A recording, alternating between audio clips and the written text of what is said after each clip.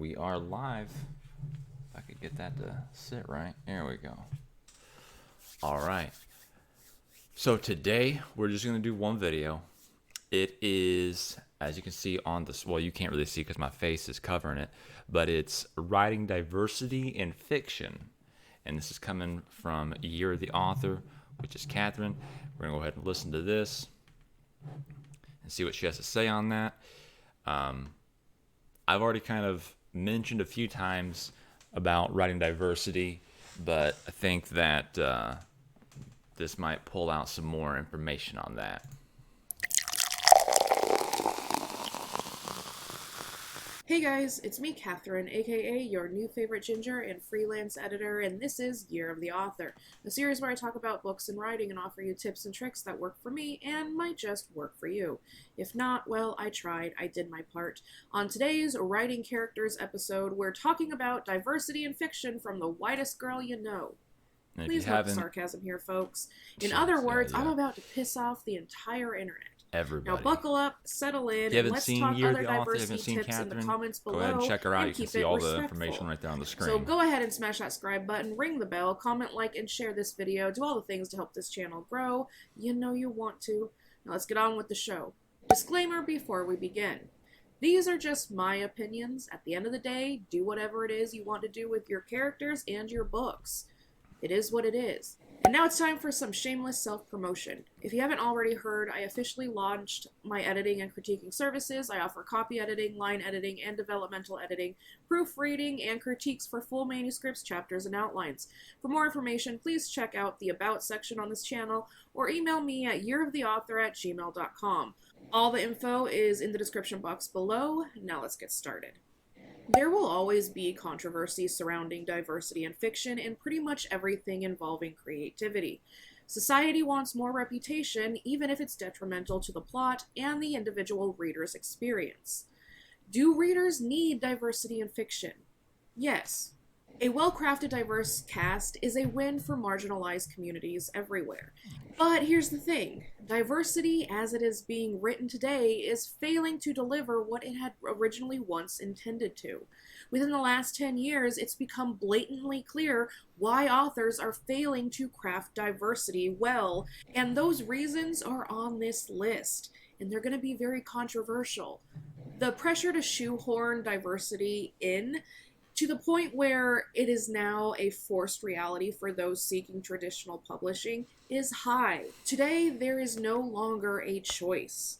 It's a must, and it shows. But what is diversity? Let's break it down a little bit.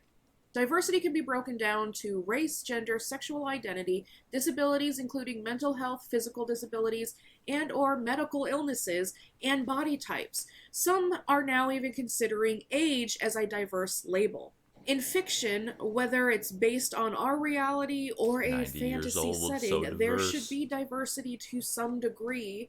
Keyword, some degree, since nothing in life is made. But actually, I would say, honestly, age does bring a lot of diversity in the sense that, you know, you grew up in a different time, right? Like, a lot of times I feel like people have, like, and they really hold on to the views that they had when they were, like, early 20s. Like, that's...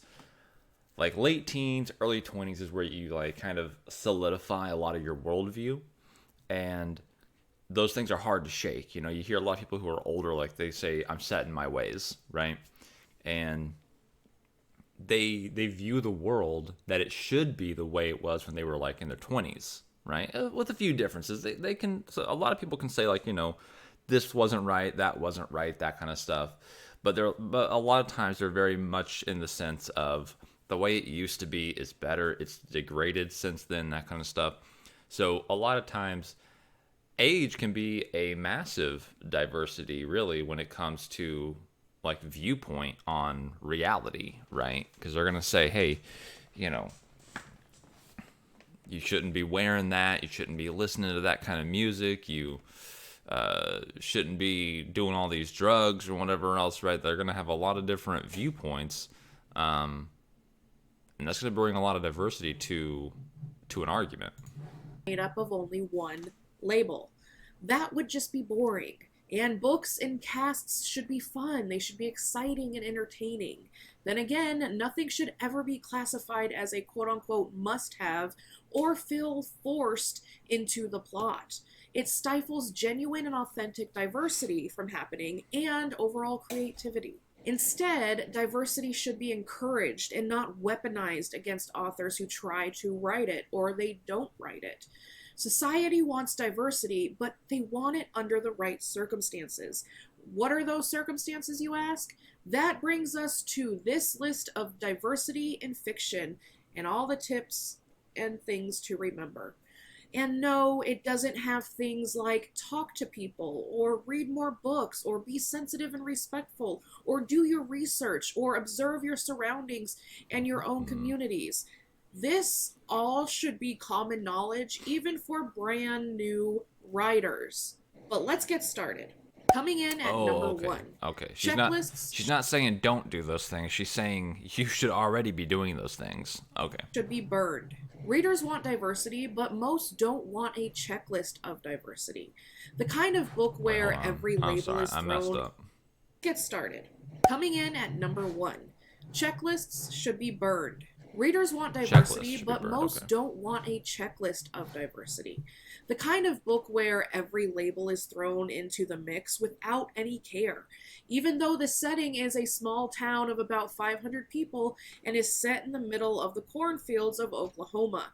This may seem inclusive to some, but when examined critically, it comes off as what it is, a checklist of diversity, which renders the labels meaningless, ingenuine, and unrealistic. It's done for the sake of marketing tactics and selling points, and that's pretty much it, which is even more disgusting and ingenuine. Diversity checklists are ruining books in today's time frame. Instead of focusing on the marketing end of having that golden checklist, focus on making your characters' label matter within the context of your plot. Think about the setting and the time era and realistically develop your plot around that. Remember, if the main character or the main side character is the diverse label, then it counts and matters to diversity in fiction. But if come to think of it, there actually isn't a single email that I've written over the last few months without the help of Grammarly. But if the labeled character just walks on the page, says their line or two of dialogue, and then walks right back off the page, they aren't a reliable, diverse label. Those are throwaway characters. They don't matter to the reader and are easily forgettable, which renders their label a useless checkmark with no actual meaning. Characters should be viewed as people first and labels second. They aren't there to be this beacon of diversity and a symbol of the author's ability to be inclusive with their writing. Craft characters with that in mind, and it will steer you away from diversity checklists and make those characters believable, realistic, and meaningful. At no point should diversity be forced or shoehorned into plots where it doesn't naturally belong. Readers are smart enough to see what's going on. Throwaway characters aren't being crafted out of the goodness of authors' hearts. No, writers are forcing diversity for a check mark and using it as a selling tactic and a marketing ploy to sell more books. Think about it if you don't believe me. The more check marks, the larger the reader audience, and the more diversity points you get as an author. Authors either feel forced into crafting these lists for inclusivity reasons, so they don't get labeled something they aren't, which is a huge reality for most authors today. Or these checklists are being used for reasons that aren't genuine or overall positive. It's just greed. A good rule of thumb is this. If the diverse characters aren't main characters or main side characters, their label doesn't matter, and they are reduced to a checkmark to meet society's diversity quota. Or they are a mouthpiece for information from the author themselves, which renders the motivation behind those characters sketchy as hell and ingenuine. Coming in at number 2. Yeah, when it comes to check marks, it's one of those things where it does feel like when you read it, it really does feel like, okay, this this character was kind of like at the bottom of the list of like all the different characters, right? And these ones got their own labels, and now this one's kind of getting like the leftover labels put onto it. That does come across like that sometimes. And it also feels like I've mentioned this before, where like if the character's gay, that's fine, but if their being gay doesn't matter to the plot, then should I as the reader be completely aware that they are some form of queer? Like, should I know their queerness? Like, does it naturally come up in the story, and does it move the plot forward, right? To you as the author, they can still be queer, right? It doesn't matter. Like, if they have like 5 lines, right, and that throughout the entire book they have 5 lines, where in there do they have enough time to really go into their queerness? You know what I mean? So that character being queer and then like shoehorning in the information that they are some sort of queer to the reader, that really feels like that checklist, right? Like, oh, and here's the queer character, guys. Here, he is a bisexual. He's bisexual. There you go. There he is. Right. That does feel very, very, very checklisty, right? When you have these super side characters that have some sort of diversity checkmark to them. So I've always said, if it moves the plot forward, then put it in. But if it doesn't move the plot forward at all, then leave it out. And again, you could know that this character is bi or gay or lesbian. That's up to you to know, but it's also up to you to share that with the reader. And again, if it doesn't move the plot forward, then why are we sharing it with the reader, right? Labels aren't repping entire communities. People need to realize that one character isn't a representation for an entire community, because that shit is impossible if looked at critically and realistically. Like I mentioned in point 1, diverse characters should be seen as individuals, people with different personalities, behaviors, beliefs, and flaws. What one reader sees as garbage representation, another will be like, oh, that character reminds me of so-and-so, and like gasp, maybe even themselves. So I ask this, who gets to say one opinion is right and the other one is wrong?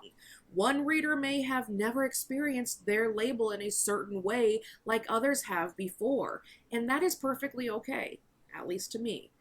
Diverse characters are individuals within these large communities. They aren't the entire community. Mm-hmm. Characters' experiences will differ just like real-life people. To say X character can only be represented in one way is not only stifling creativity, but it's totally bizarre. It's also borderline narcissistic if people truly consider their own personal experience to be the only one deemed acceptable.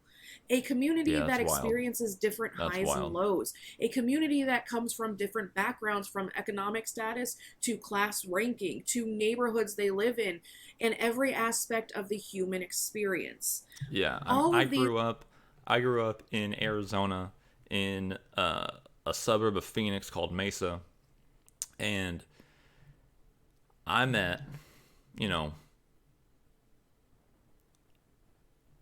like she mentioned, like all sorts of classes, right? Where you live, right? Like the neighborhoods where you live in, right? Like the neighborhood I lived in did not have gates, right? We had our own fences, but we didn't have like, we didn't have like a gate around the neighborhood. But there were neighborhoods that you would go to, and they'd have like a guardhouse with a gate out in front of it, and you had to either know the code or the guardhouse gate would stop you and be like, "Who are you here to see?" And you'd be like, "I'm here to see them." And they're like, "Okay, go," that kind of thing, right? So,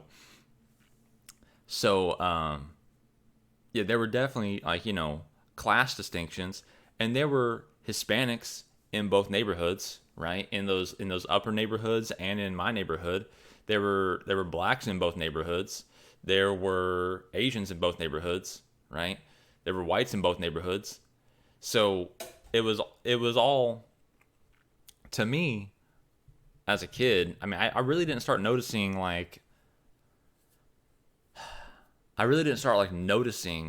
race until it became like a big deal, like in 2008. And by that point, I was already an adult.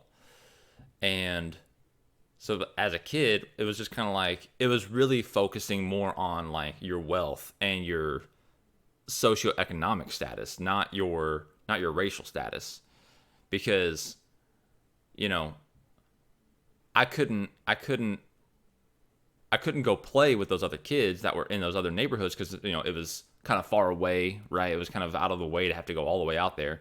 And second, it was like, you know, sometimes you couldn't even get in. You had to wait for them to come out to you to go ride your bikes off or whatever.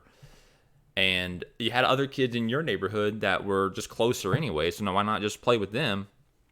And, you know, that was the separator, right? And when you go to school, you know, at that point, those kids all come to the same school, let's say, and at that point, it was like, you know, you would see like the cliques, right? You would see like the richer cliques, the poorer cliques. You know, sometimes you'd have a little bit of a mixing because it's like the athletic clique, and at that point, you know, even if you're poor but you're athletic, you can get into that clique, right? That kind of stuff. So that was just one of those things where it was more, it had the whole school dynamic had a lot more to do with how much money you had, and I guess your hobbies, because you also had like the Pokemon card kids, you had the Yu-Gi-Oh, like all the card kids were in one hallway. You had the athletic people, and also the athletics would sometimes even break up even further. You'd have like baseball over here, you'd have football guys over there, you'd have the stoners somewhere, that kind of thing, right? So you had like your interests and your hobbies is kind of what broke you up more. But you'd still have even in those groups, you'd still have kind of like a hierarchy, usually based off of who had the most money, right? Who could, you know, who had the nicest car to drive you guys around. He was in control, right? That kind of thing. So I know a lot of different people who have a lot of different backgrounds, but if you're just like, oh, they're the Latino. Like that's my Latino character in my book. You know, for me, I've seen a lot of different Latino characters, right? I've seen a lot of different Latinos in my life. So walking around, you know, reading books that have different Latinos, I do notice that there's honestly like a few different stereotypes, right? There's like the hardworking Mexican Latino. There's the Latin lover Latino. There's like the suave villain Latino. And have I met those people? Yeah, I have. I've met them, right? So I'm like, yeah, that's for real. But like when that's like the only layer to that person in the book, that feels disingenuous because I've met those people and I've dived deeper with them, right? So I know them better than just that surface level. So then it doesn't feel genuine, right? When they're just that, you know, all he really comes down to is like he's the hard worker. Then it's like, well, yeah, I mean they are hardworking, but that's not it. That's not all of it. So you know, where's the rest of them, right?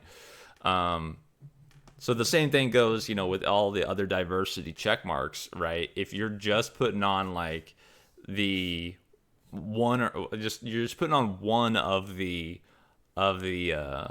societal masks, right? Where everyone's like, oh, you know, gays are really flamboyant. I've met gays who aren't flamboyant. You know, I have met some who definitely are flamboyant, hell, but I've met plenty of them who seem just as masculine as me.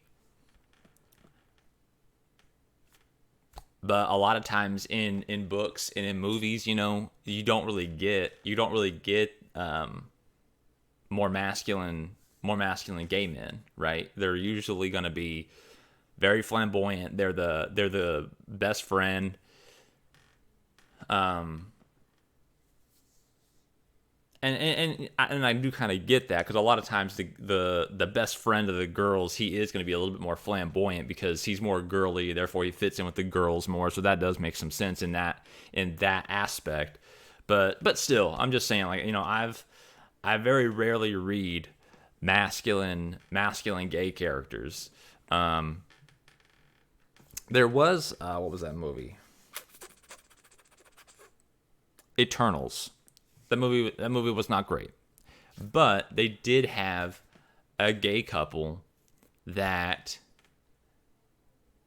was a little disturbing just because he was an eternal and the other guy was like a normal person kind of thing, right? And it's like, you've been alive for several thousand years at least, and you're gonna, I don't know. It's one of those things where it's like the age gap is too much. But anyways, they both came off as if I'm remembering right. I know like the actual eternal was masculine himself. I'm thinking that the partner was also masculine. Can't quite remember that.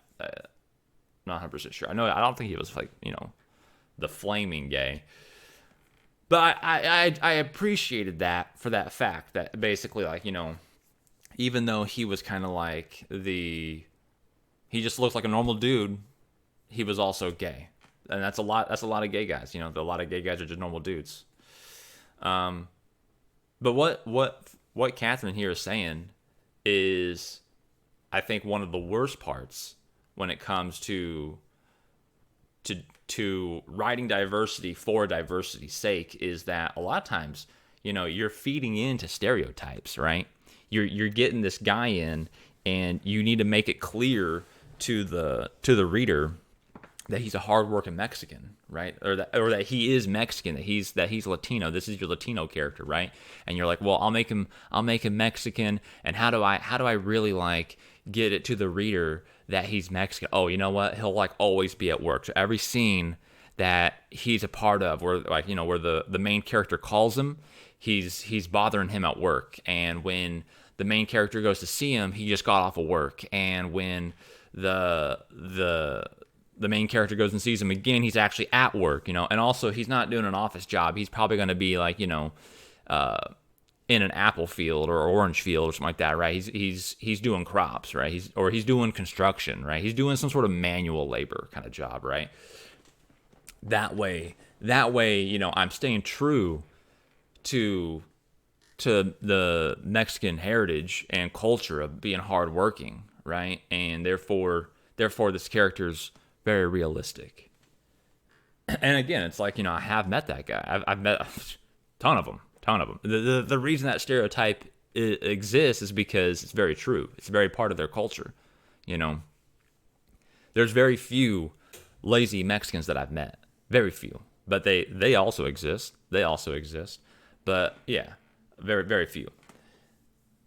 But in doing that and making that one-dimensional character, you're just basically making a stereotype, right? You're not adding any depth to this character by having him only be at work all the time and only, like that's his trademark MO, right? That's his MO, is he's always at work.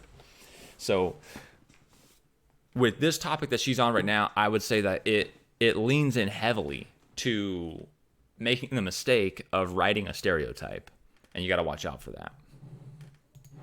These defining categories and factors will bring entirely different life experiences and personalities to each individual in the real world, so why would crafting characters be any different?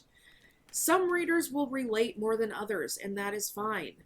So again, how can one person claim only one way of representation is appropriate? They can't.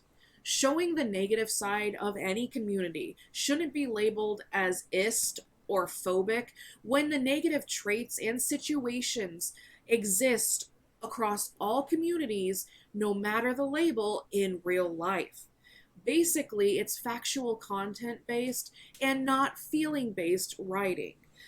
This is what makes society uncomfortable and intolerant of writers writing outside of their quote-unquote boxes or quote-unquote lanes. It's holding a mirror up to what they hate about their own communities and maybe even hate about themselves. Or they're just virtue signaling and trying to stick up for the label, because in today's society, that's like running rampant.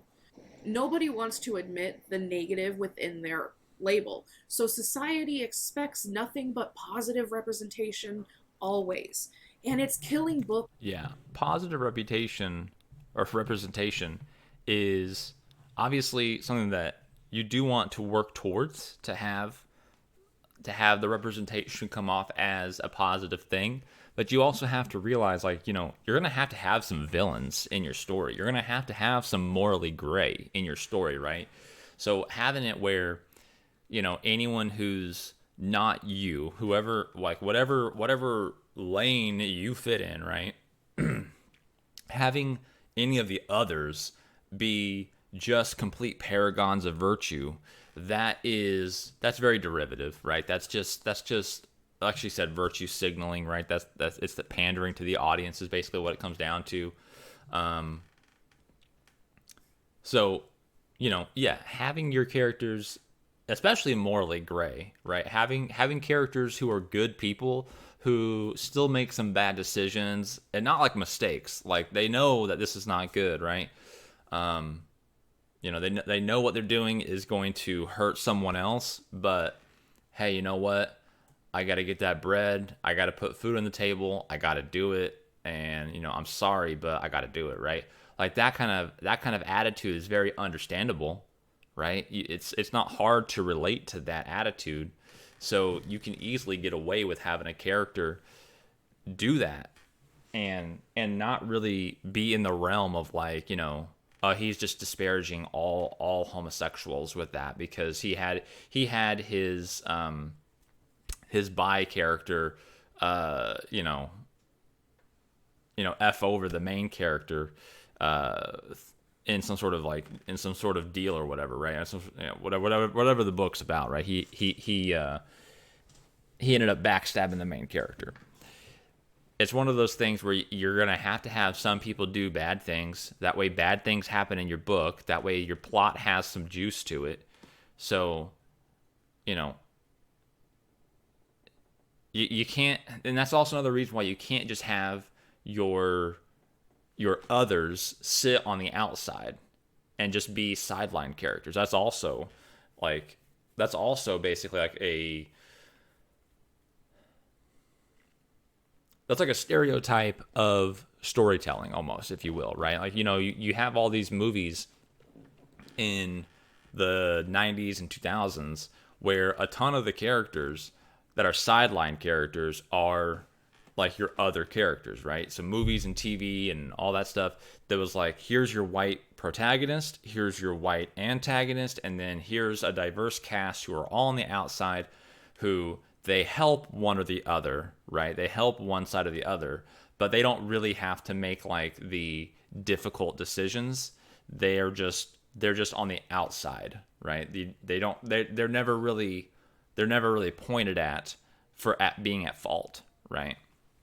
Only the white characters can do the at fault issues, because as the showrunners are white, we don't want to step on anyone else's toes, so we'll make it sure that it's only the white characters that have to do the hard decisions that might make them look bad, kind of thing.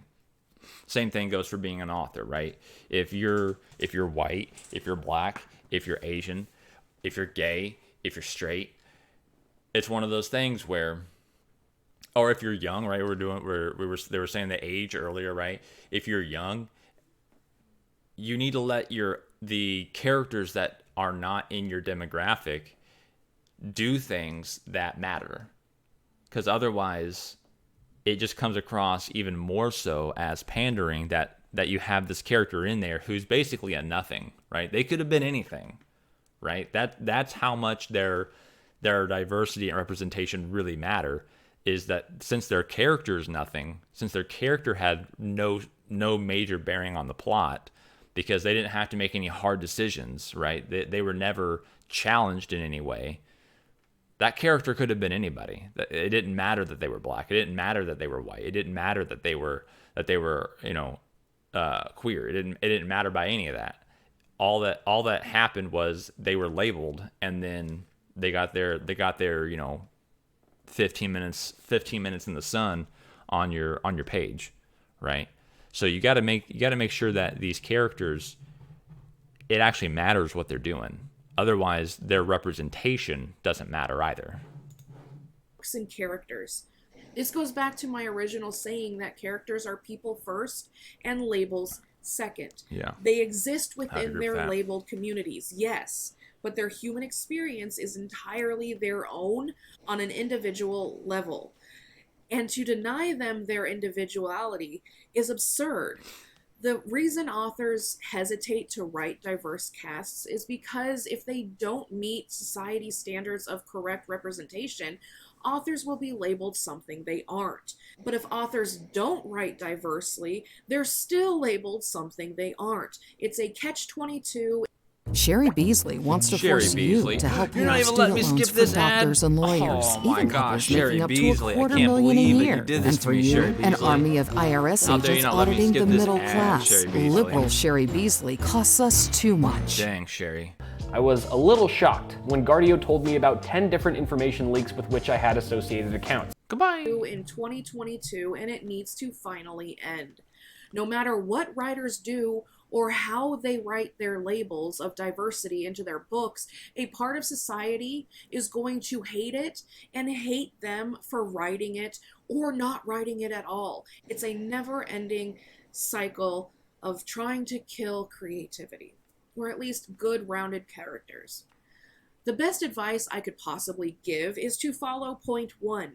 When in doubt, remember the diverse characters are people first and labels second. The goal is to write realistic and believable characters, not cardboard cutouts of perfection. Don't rely on labels making them who they are either. Instead, focus on what makes them actual people with individual personality traits, opinions, because if beliefs, you go after that, flaws, if you and go after that behavior. label, you're Then gonna end up slap hitting that label stereotypes. on top of it at the very end, and don't make it the main focal point of the character or the story, unless the plot specifically calls for a race or religion or label I would say, well, I'm gonna let her finish what she's saying. driven story. That changes things a little. That, to me, is the best and easiest way to craft well-rounded characters that actually matter. And they're, memorable. And remember, within every community, people have individual experiences, and what offends one person within that community won't offend another. Readers need to check their egos at the door, and writers need to give their characters a realistic personality again. That isn't stale bread or, a wet sock. Coming in. Okay, so as far as what she said there, like slapping the label on at the end, I would say that's a big no-no. I would disagree with that because that's kind of the same thing as like doing a diversity checklist. Like I get where she was at before she said that was totally fine in the sense of like, figure out what they are as a person. Well, for a lot of people, their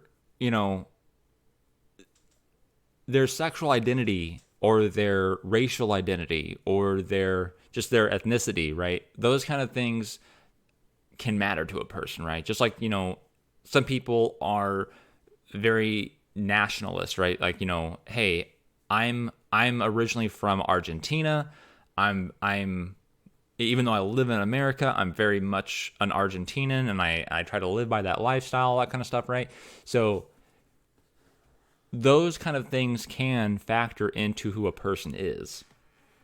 Now, for some people, it doesn't matter to them, right? They're like, yeah, I'm gay, so what? It doesn't matter to them, right? It's not that big of a deal.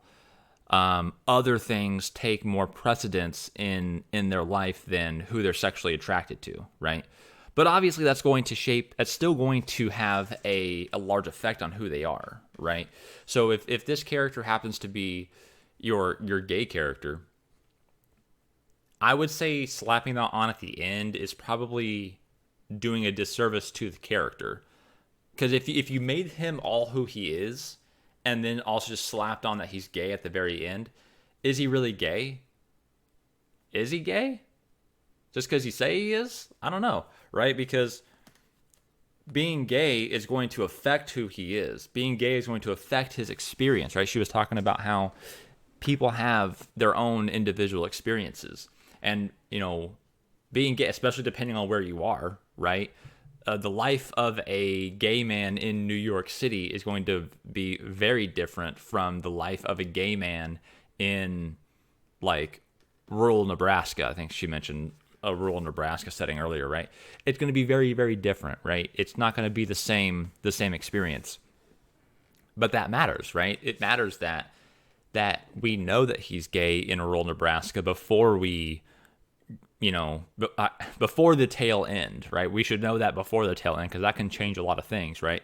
He might be more reclusive at that point, right? He might be more withdrawn because he doesn't want, maybe in rural Nebraska where it's not so popular to be gay, he doesn't want anyone to know that he's gay, especially depending on the year too, depending on what year you're in. If you're in current year, obviously it's never been more accepted than it is now, but if you were like in the mid 90s or late 80s, let's say, right, it would be like he wouldn't want anyone to know that he's gay, right? So he'd be very much more reclusive in that fact. He'd probably be, very, very masculine towards other people. He'd probably fit in very well. He'd probably like smooth, buttery, fit in to society, and no one would suspect. People would find out and be like, "What? Really? Him? Oh my gosh!" But yeah, he does kind of keep to himself. I don't know him that well to think about it. He does keep to himself. It's one of those things where and when your story's taking place really can matter, right? And same thing goes for like fantasy and sci-fi, is like how accepted is it in those societies? I mean, you have to make that up, right? You got to make that up on if you're making up your entire world, you got to make up how accepted it is to be these things that are not the main line, right? The whatever it is that's like the most common, the most normal. Like what is it like to be on the outside of normal, right? So I would not say that making them the diversity at the end is the right move. I mean, imagine if you're doing a mental diversity, right? If this guy's going to be on the spectrum, right? That will change a lot of who he is and how he acts and things like that. So I'm not sure if maybe she misspoke there or whatnot, but that if that is her take, that's a bad take in my opinion. Because those things can really matter. Now, I would go back to what I said before, is like if it doesn't move the plot along, right? That, like, for instance, that Nebraskan who's gay, right? If that's not ever really part of the story that he's gay, you can make him gay. Like, he's gay as the author, right? And maybe in book 2 or maybe in book 7, like, it comes out that he's gay, right? But if you're writing him as gay, but then it's not really important to the plot, right? Obviously, it's important to him as a character, but it's not important to the plot. Then you don't have to blatantly tell the reader that he's gay. You don't have to do that. And at number 3, history and statistics are not racist. They are facts. Look at statistics and the history of mankind, and you'll find that every label and everything is paved in blood. No one is without fault. Absolutely no one. To keep characters and stories in check, remember the past and tap into basic human behavior.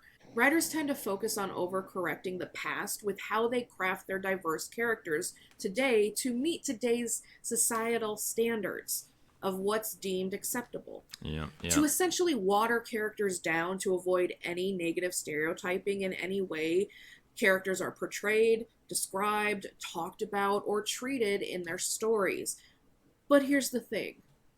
History and statistics say otherwise. I understand wanting to move away from harmful viewpoints and topics that may make readers have a bad reaction to X character or label for whatever reason they have. But it's ruining books over and over and over again when writers are only allowed to talk about the positives and ignore the reality of the situation or the behavior or the beliefs or anything. When readers say things like, X character would never do, say, think, act, hold beliefs like that. History literally says otherwise. Sure, that individual character may not be like that, but that doesn't mean no one else with that label isn't like that. Hate comes in every label across the board. No matter how hard you don't want to admit that, it does. Mm-hmm. This goes for all of the diverse labels and the communities of people within them. Like I said, history is paved in blood, and no one is immune from the past, and no one is innocent. Yet writers are trying so hard to overcorrect through diversity in books by uplifting X-label communities at the sake of others. And it shows in their writing, and not in a good way. It's pretty much laughable whenever I see it. And it's pretty pathetic too, if I'm being honest. They will lift up all the labels at the sake of a few choice ones that are deemed acceptable to quote-unquote hate on in today's current society. And anyone who speaks out against it is automatically deemed hateful and labeled things they aren't to try to silence their opinions. It's truly pathetic that this is how society is, when in reality, hate does not fix hate. Have we as a society not learned from the past? History can't be corrected or changed, but you can learn from the past and do better going forward. But slapping a happy face and positive vibes only label on it isn't fixing it. It's not actually showing it realistically either. Readers see the special treatment and who's being demonized over and over and over again, instead of just treating characters like people first and labels second. But like a lot of people, the COVID-20 got a hold of me. 320 was the highest I ever hit while the brewery's been open. Overcorrecting and special treatment isn't it. You can't deny history and act like things never happened the way they did, no matter what society is trying to do to literally rewrite history to fit their version of events. It's never going to happen. You cannot erase the past, so stop being doomed to repeat it and make better characters. Coming in at number 4, diverse. Yeah, I would say that, we have that movie that just came out, like the Warrior Queen, where they're getting a lot of backlash because it was basically doesn't really fit historical records, right? So that's just one of those things where yeah, you do want to be careful, especially if you're writing contemporary stuff, right? If you're writing historical fiction, if you're writing contemporary stuff and you put in facts, or you put in someone saying something that sounds like it's a fact, you got to be careful about rewriting history. That being said, it is kind of like, history was written by the winners, right? So there is a possible debate in that as far as what is true history. You weren't there. You didn't see it, right? You don't know. But there's historical accounts. There's people who we have, journals and things of people who wrote what they saw. And that could have been written before the outcome actually occurred. So therefore it's like, well, we have his journal, and he was just saying that he did all these crimes with this other person who they're trying to, lift up and make it look like they're good. But it's like, well, actually, according to this guy, he's saying that he did the crime with this other person. So, I mean, this was just his personal journal. He had nothing. He didn't expect anyone to ever really read this shit. So, what do we do then, right? I think that also too, rewriting history in the sense of statistics is also pretty bad. Doing the things like, there were just so many people who were just flamboyantly gay throughout all of history. It's like, well, yeah, there probably were some people who were a little bit more flamboyant than others, but let's be real. Most people were in hiding. If they were homosexual, they're going to be hiding because at that time, a lot of times, it was illegal, right? So it's like you could literally get put in jail for being homosexual. So it's like you're very likely not going to, show that and present that to the world. You're going to be closeted, right? So it's one of those things where when I watch a TV show, when I read a book, when I watch a movie or whatever, and it's like half the people there are openly queer in some way, it's like, you know, it just takes me out, because you're already asking me to suspend my disbelief for whatever the story is. When you add in more and more fantastical things, and you didn't promote this as being fantastical, you promoted this as being realistic, and then you've got something like, you know, half the people are queer. It's like, yeah, half the people could have been queer, but half the people wouldn't have been showing themselves as queer at that time in the world, right? That's not how it would have gone down. So no, you've forced me to confront that this is fiction, that this is not realistic, that we're going on a fantastical route now, rather than being like, hey, we're watching kind of like a pseudo documentary. That's the thing about, like, you know, about historical fiction a lot of times, was that it was to show us kind of like how it was back then, and at the same time give us a good story, right? That was like the purpose of it. Was, I don't know the purpose, but that's kind of what it was, right? You watch these old Western movies, you watch these Regency pieces, and it's like, okay, this is what it was like back then. These are the struggles that they went through, that kind of shit. And then, of course, you have some sort of story attached to it that probably didn't occur, that probably never really actually happened, but it's fun to watch. Okay, great. But in recent years, right, it's been rewriting a lot of things where it's like, yeah, but it wasn't really like that, was it? It wasn't really like that. So now I feel like I'm not really watching a history piece. I feel like I'm just watching a fantasy piece. Although I will say, in older movies, you know, obviously there was a lot of whitewashing in those, right? So it's like, for instance, like one of the oldest movies that I watched that had like a black cowboy was Blazing Saddles, which is a comedy, right? But that part is very true, that there were a lot of black cowboys. So there are quite a few older movies, like in the John Wayne era, right? The Clint Eastwood era of cowboy movies, westerns, where you didn't really have that much black representation, even though there should have been. Characters have equal opportunity to die and be villains. This point goes out to writers who kill off characters and or write villains or, you know, antagonists in their books. Every character, no matter their label, has equal opportunity to be killed off or be a villain. There are no exceptions to this rule. And I know this is going to be very controversial for some. All I gotta say is make their death matter to the overall plot, or make them a well-crafted villain that matters to the plot of the story, and you're golden. It's all about equality, right? I know the popular craze in today's society is white people bad, straight people bad, Christian people bad, but consider changing it up a bit so it's less predictable and boring. If you're thinking, you can't kill off X label can't be the villain. They're a marginalized group of people. You're a racist, you're a homophobic person, you're this, that, and the other label. Why? Be honest with yourself. Let's get to the root of the issue.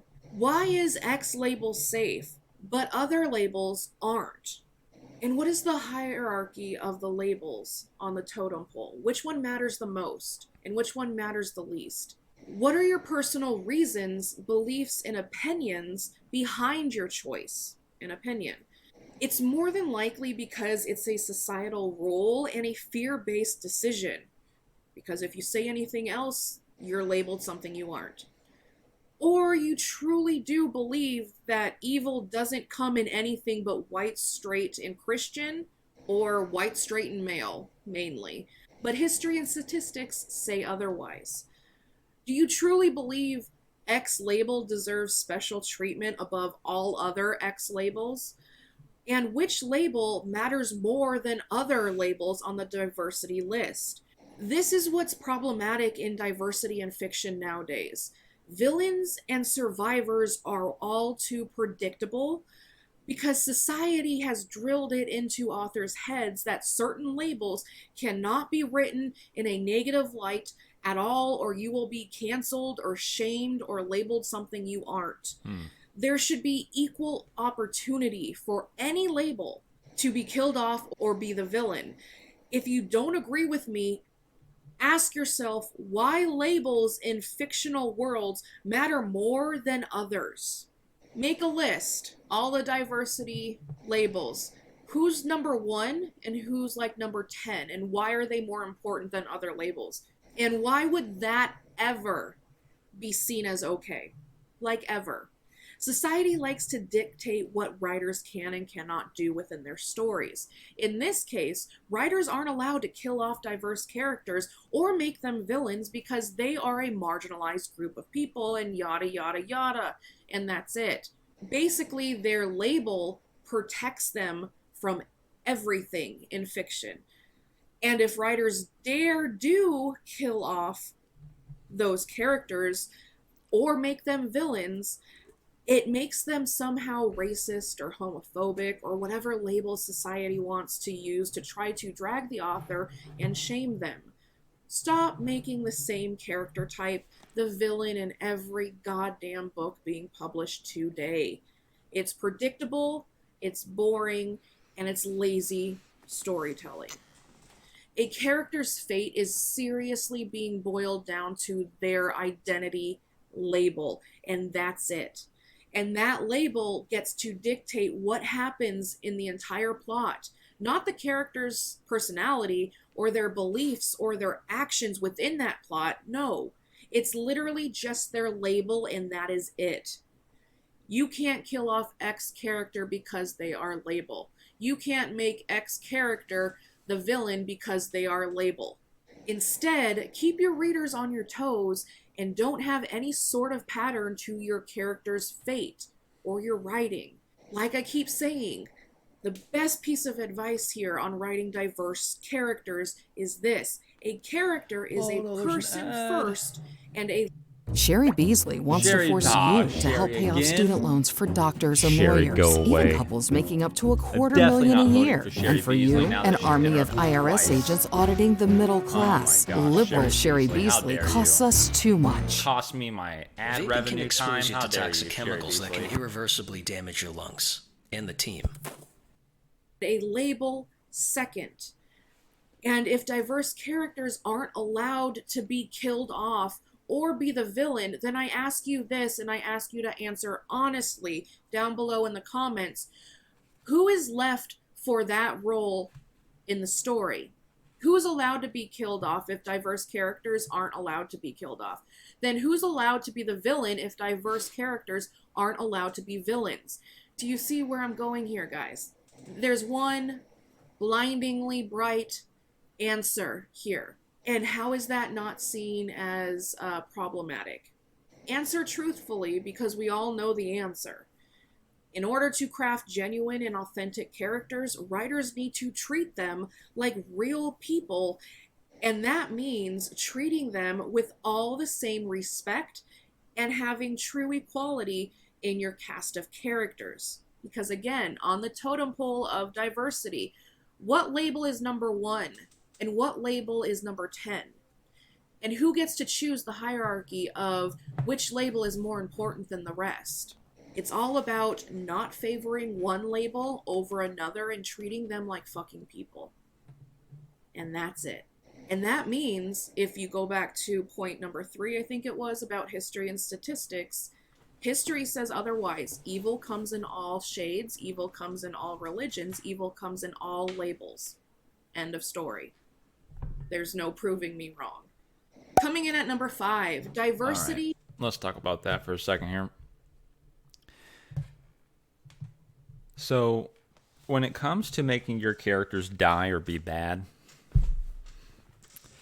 she's absolutely right that it can be anybody, right? We see so often, like she said, you know, like the white man, the the white Christian man, all that kind of stuff. And yeah, there have been plenty of bad guys in the past that fit that bill. And it makes more sense depending on what time frame you're in as well, right? That's also very true. Because at one point, everyone was saying that they were Christian. That way they could fit in, because being Christian was normal, right? So you had a lot of people who were not Christians who were saying that they were, just so that way they could fit in, but then they'd do whatever they want, right? So it depends on what time frame that you're in as well, whether or not that makes more or less sense.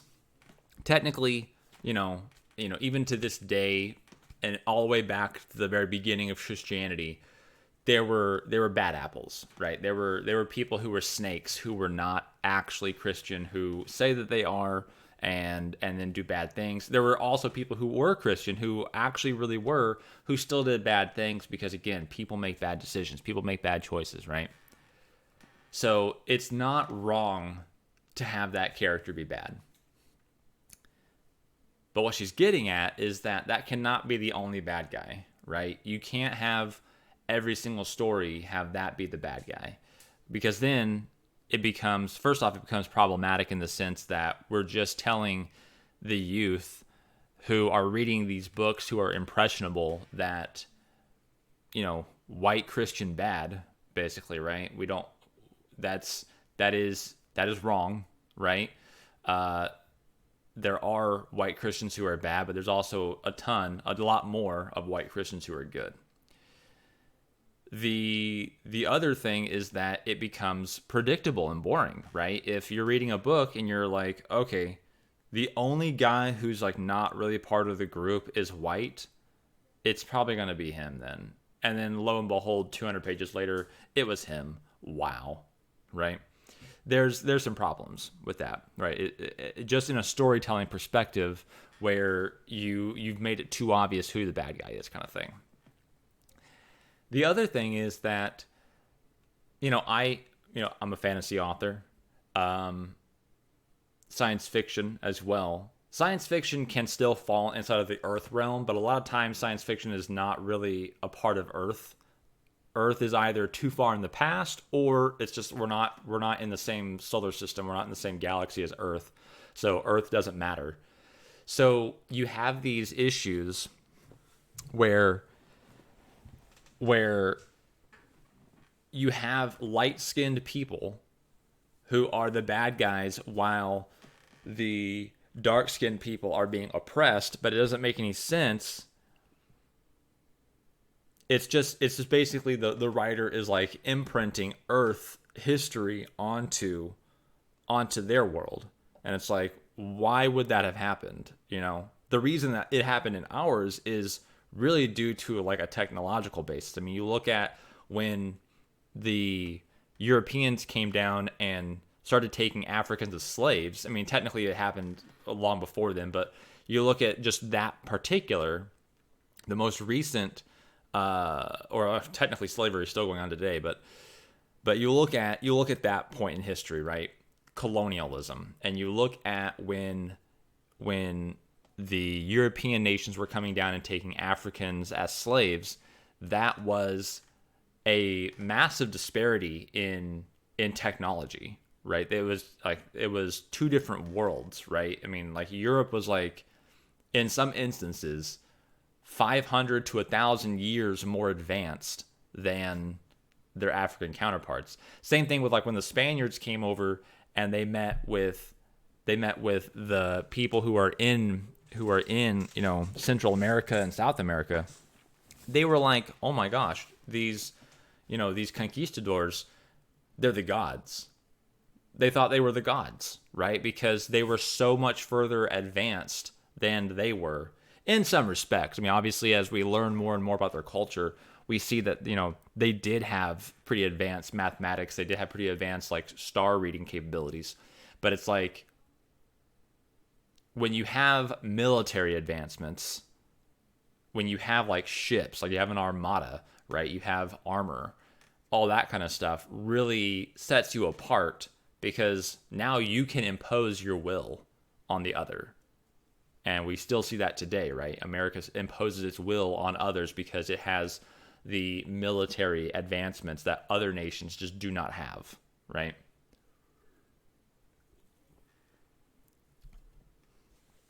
So when you look at those things, does that really apply to your fantasy world? Was the technology like disparity that large to where you have these non-whites also in this framework where they also did not have the technology to fight off the whites? Is that why is that reoccurring here, right?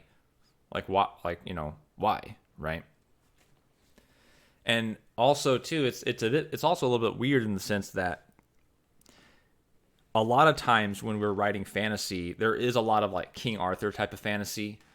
As far as like, it's like medieval fantasy basically, right? It's medieval fantasy. A lot of that was really white on white.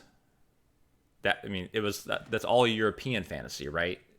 So at that point in time, really the white Christians were really fighting off slavery. They were kind of moving into serfdom, which is another form, to be honest, but they were really fighting off the whole idea of slavery. They didn't want that. You go back a little further, right, in time, and you're going to see more history in the Middle East where there's a lot of trade going on down. You have, like, you know, Egypt was still a major world power. Greece was a major world power. Rome. And at that point, you did have slaves of all colors. And just the whole Mediterranean was a complete mix, right? Why isn't your fantasy world more like that? Right? Again, it depends on how you make your fantasy world, where you put people geographically. The history setup that you make, your history should be very, I mean, it could be the same. It could be very, very different though. That's the thing. You have the option, since you're in control, to make a very different history. So whenever I read a novel where you have whites suppressing non-whites, it comes off as a little derivative, because it's like, well, technically I've seen this story. I live it, right? Like that's the history that we come from, right? Like why are we rehashing that? But also, it's also kind of like, well, if I go back far enough in our history, that's not how it was. That only happened because of the split, and then like the super advancement in technology, and then they came back and started, you know, taking over the world. So it just doesn't seem. It's kind of one of those things where I go, yeah, I guess it could happen. I guess maybe I should read more to find out, you know, their history and their lore and stuff. But a lot of times it never really comes to fruition. It never really comes to light. It's just, it is what it is. And it's just kind of like, okay, well, that was, you know, boring.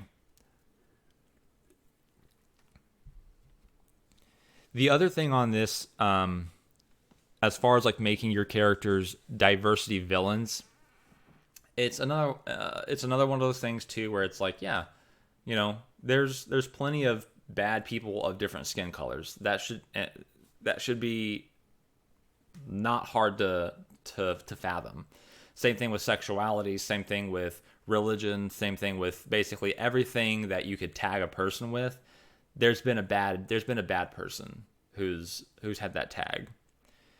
When it comes to killing, here's the thing about killing, I think, and this kind of also goes to bad characters to a certain degree too, is like the argument is that you need to be careful about killing off your one representation. So if you have like one gay guy and you don't have any other queer characters, so he's not only just your one gay guy, but he's also your entire queer representation, you can't kill him off, because then you've just killed all the gays, right? That's the thing, right? The bury your gays. Now, while I hear that argument, there is another one of those things where I'm just like, well, technically, it depends on how large your cast is. Like, there's all these caveats to this kind of crap, right? I mean, if your book has 4 characters, one of them is queer, but the other 3 are heterosexual, you can't just keep him alive because he's the one queer character, right? That doesn't make any sense. It's a 1 in 4 chance. And if you're going to kill 3 of them, right? If 3 of them are going to die, then he has a 75% chance of dying. That's very high, right? So it just doesn't make sense that we put plot armor on people just because of a label, right? Now, the other idea is, make half your characters gay, half your characters straight, make half your characters white, and then half your characters people of color, which that kind of feels weird because it's like, depending on where you are in Earth or where you are in your fictional world, does that really correlate? Are those statistics correct that there's half and half? Because I feel like a lot of times in America, because America is a melting pot, we kind of feel like there's this diversity everywhere. But that's not true. Now, if you go to Sweden, it's almost 100% white. It's like 95 or 98% white there, right? You go down to like the Congo, it's again like 95 to 98% black, right? Like that's right. It depends on where you are in the world as to what kind of diversity you're going to be seeing, right? So I feel like a lot of times when I'm reading novels that are either sci-fi or fantasy, and we have this half and half mentality that feels very American to me. And again, it might not be wrong, right? It might not be wrong, depending on how they've set it up, if they really thought about where people come from in their world. But also a lot of times too, they didn't think about it. They just go, well, I live in New York. It's about half and half here, right? Or I live in DC, or I just live generally in somewhere in America where it's half and half. And so therefore that's what it must be here too then, right? And it's like, no, probably not. If you're writing a story that's 5,000 years in the future, you're probably not going to have much ethnic diversity. You're probably going to have most people who have just complete mixed lineage, right? It's very likely that you're going to actually end up like in an ethno state where everyone is muddled, right? The spectrum of like pure white and pure black and is going to be like this, where you're not really going to have these outliers that are, right? The world will condense into like, no, we all just kind of mixed up.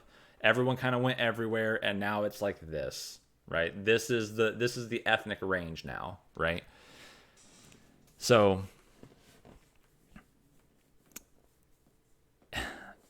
yeah, I just don't see people really thinking that through when it comes to fantasy or in fiction in general, right? A lot of times too, even in contemporary, I still kind of feel that half and half mentality is applied to places where it shouldn't. Like there should be less white people here, kind of thing. Like even right, like they're just like it should be a 10-1. Like white people are very much the minority in this location. So why do you have half the cast white and half the cast POC when really it should be most of the cast POC and like 1 or 2 characters who are white? I don't get that. So doing that kind of thing too, where you're trying to fill your cast up with diversity check marks, just so that way you can kill some of them off without feeling bad because you also killed off some of your heterosexual whites. It's not really serving your plot, right? It's not really serving the plot. So I would, whenever I hear that kind of advice, I think I even did one where I either reacted to Jenna directly or I reacted to Catherine reacting to Jenna, where they had said something like that, and it just, highly advise not doing that. In fantasy worlds. When crafting diverse characters in a fantasy world setting, characters need to be believable and realistic within their fictional fantasy worlds. Not ours. There's this trend in fantasy where medieval times are being slapped onto the settings and it's called automatically fantasy. The best way to do this is to stop shoving our world's beliefs, races, cultures, and hot-button political topics, and so on into these new fantasy worlds that are being created from the ground up. The fantasy world should have its own cultures and races and beliefs, politics and views, not ours. It should have its own hot-button topics that affect the communities within that world. To solely base a fictional world on how our world works, thinks, and acts is the epitome of lazy writing. By creating a world with new races that somewhat mimic our races is a good start. I mean, the fantasy world will have different countries, so different races and cultures will exist naturally within that setting. Then throw in all the fantasy world creatures you want and other diverse communities. Focus on developing those cultures, their histories, their faiths, their politics, their customs, and all of the flaws that come with those communities, because no one is immune to flaws. Like any community of people, there are flaws and negative traits everywhere. I've been reading so much more fantasy in the past year or so, and I've noticed a common pattern, and the most common similarity is it's our world and our issues just shoved into medieval times and labeled under fantasy. Yeah. And then throw in fairies and elves and shit. Oh, the fae. And sometimes dragons. Writers tend to say, this character is black or has dark brown skin and that one is white. But if this is a true fantasy world, black and white doesn't exist in the way we know it as being in our world. Same with all our... Yes and no. I mean, obviously, like skin color is... That doesn't matter to your fantasy world, right? That doesn't change.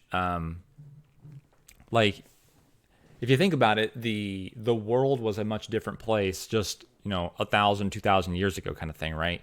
And if you read text from those times where it does talk about someone being very light-skinned or very dark-skinned, it's just kind of an indication, but it still tells you, like, okay, they recognize skin color, right? Now, she is saying, like, they don't understand, it's not in the same connotation as it is for us. That's very true. So it does kind of depend on like, I guess what kind of connotation they're trying to bring into the story. That kind of depends. Hot button political topics like LGBTQ rights, reproduction rights, other rights, that does not exist in fantasy worlds. Yeah, so yeah, there's a few books out there that are, I think it happens a lot with, like,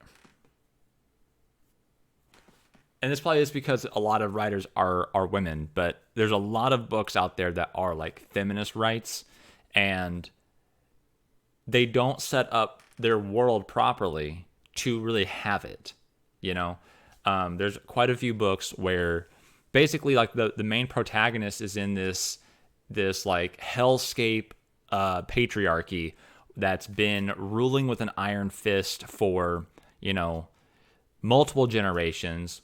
The girl's mother and father see nothing wrong with it. Her grandparents see nothing wrong with it. Her friends see nothing wrong with it. Like, no one sees anything wrong with it except she does, because she's woke for some reason, right? Like, she understands that it's wrong.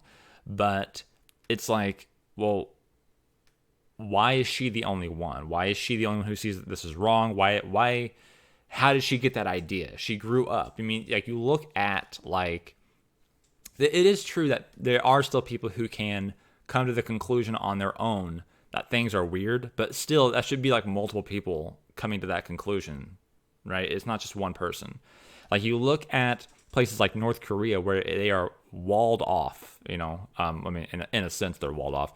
They're walled off from the rest of the world, and they're completely indoctrinated day after day after day after day, where, you know, they really believe that, like, Kim Jong-un or Il or whichever one's alive, that they believe that he is, like, their great hope, that he is, like, their Lord and Savior, Jesus Christ kind of thing, right? Like, they believe, they really believe, like, and you watch some of these documentaries where people have gone there, and what was her name? I think her name was Laura Lang. Was the I could be getting that wrong.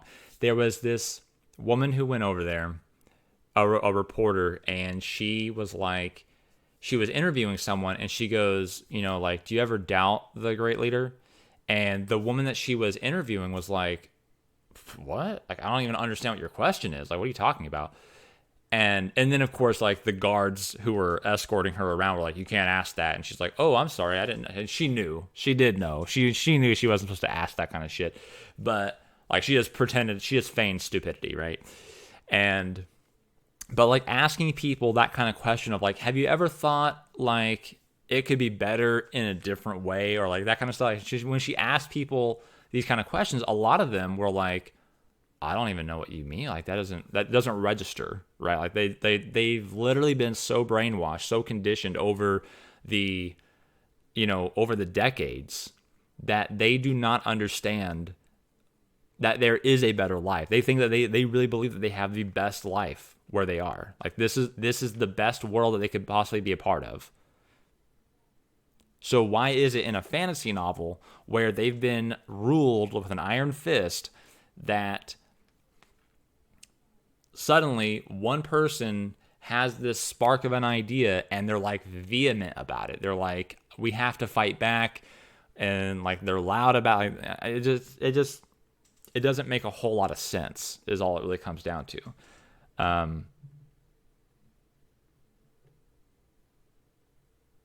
There are ways of doing it. I would say with any kind of book, with any kind of story, there are ways of doing it, but there have just been a lot of books recently where it wasn't done well. It was just kind of like, you know, the main character already had these ideas established. They didn't grow. They didn't come out of anything like my mother was beaten and raped and killed, and then therefore I'm starting, like, my eyes kind of opened to how brutal this society really is that I'm in. And now I'm realizing, like, oh my gosh, like that's the top, that's like the apex of what can happen to us. But, like, if you just look at day by day, we're already kind of close to that. I just didn't even realize, you know what I mean? Like, kind of like the frog in the boiling water kind of thing, right? Where I didn't realize how hot this water is, but we're already, like, just a few paces away from that all the time. So that could be a moment where the character realizes and kind of sees that they're in this, like, they're already in this dangerous society. So that's just one of those things where you can do it right, but it's just not done right a lot because the character already knows that they have these beliefs already imprinted, just basically because the author has the ideas in their head. Should have their own issues and own names for those issues, not just regurgitated.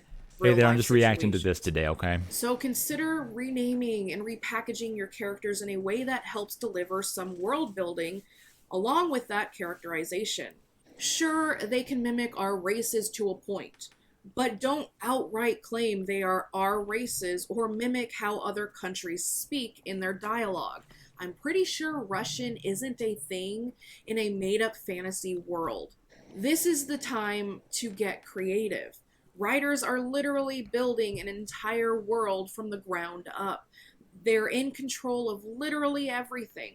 Yet writers aren't taking advantage of this and cutting corners so they can shove in our world issues into their plot so they can somehow fix it within their story.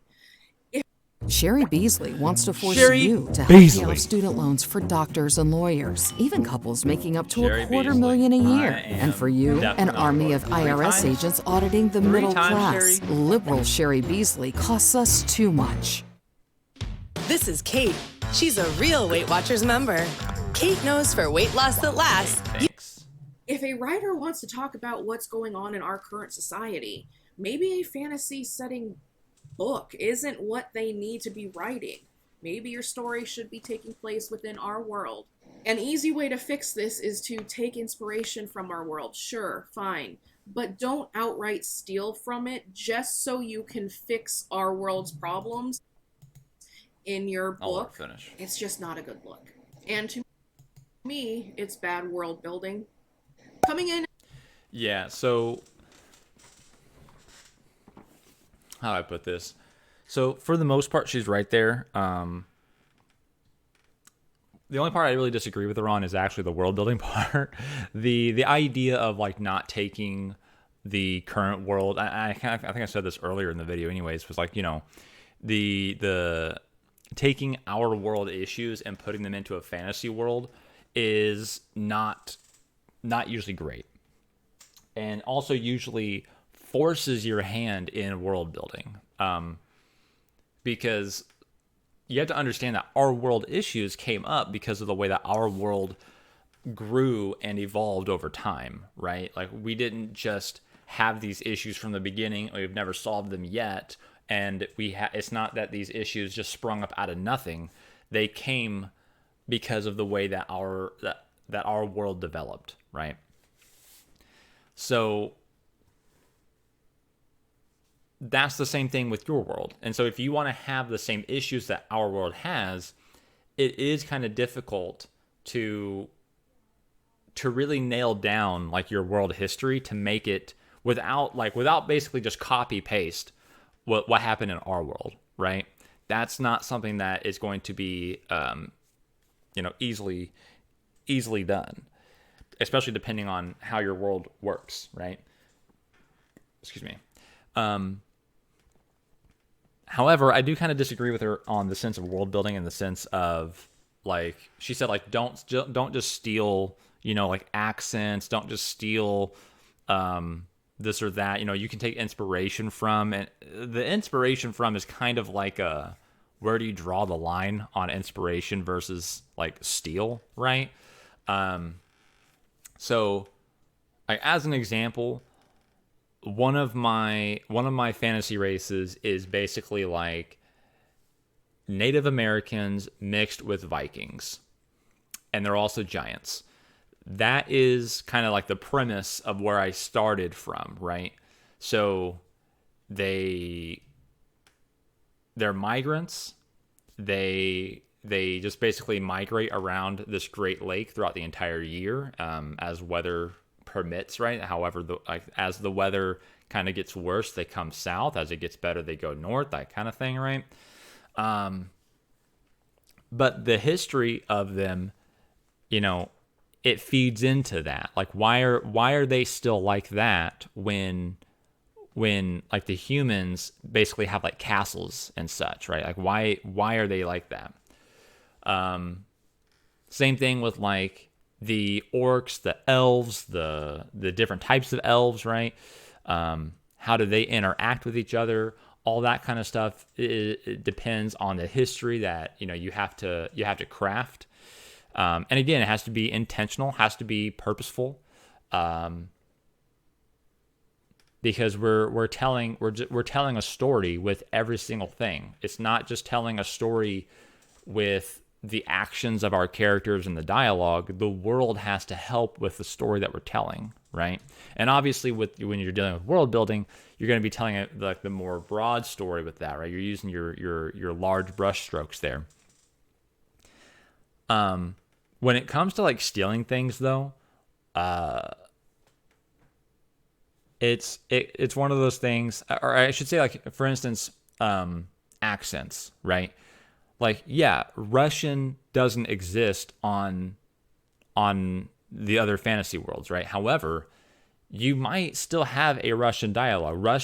Russian sprouted up through other dialects, right? So it potentially could sprout up, not like straight Russian, but like that kind of linguistic, that kind of like mouth movement, could have sprouted up in their world. And the thing is too, is that you're saying like, don't just use, Russian doesn't exist, but it's like a lot of times we use like the United Kingdom's English, right? Like, people using that kind of English because it's medieval. So therefore they're using old school English. They're not, and people stay away from using American English verbiage, right? Otherwise it sounds too modern or that kind of shit. It's one of those things where I look at it, I think, was it Brandon Sanderson? It might have been Sanderson, it might have been someone else who said, like, in reality, all of these other worlds are speaking different languages than English. They're not speaking English, right? But we as the author are, in effect, translating it to English. So, you're just translating it over into what the reader will understand, right? And to that effect, I often use American verbiage, right? American, I wouldn't say slang exactly, but I do use American sayings sometimes, because what they're saying in their own language over in Fantasyland is very akin to what we mean when we say this other thing, right? So, and also too, it's like, they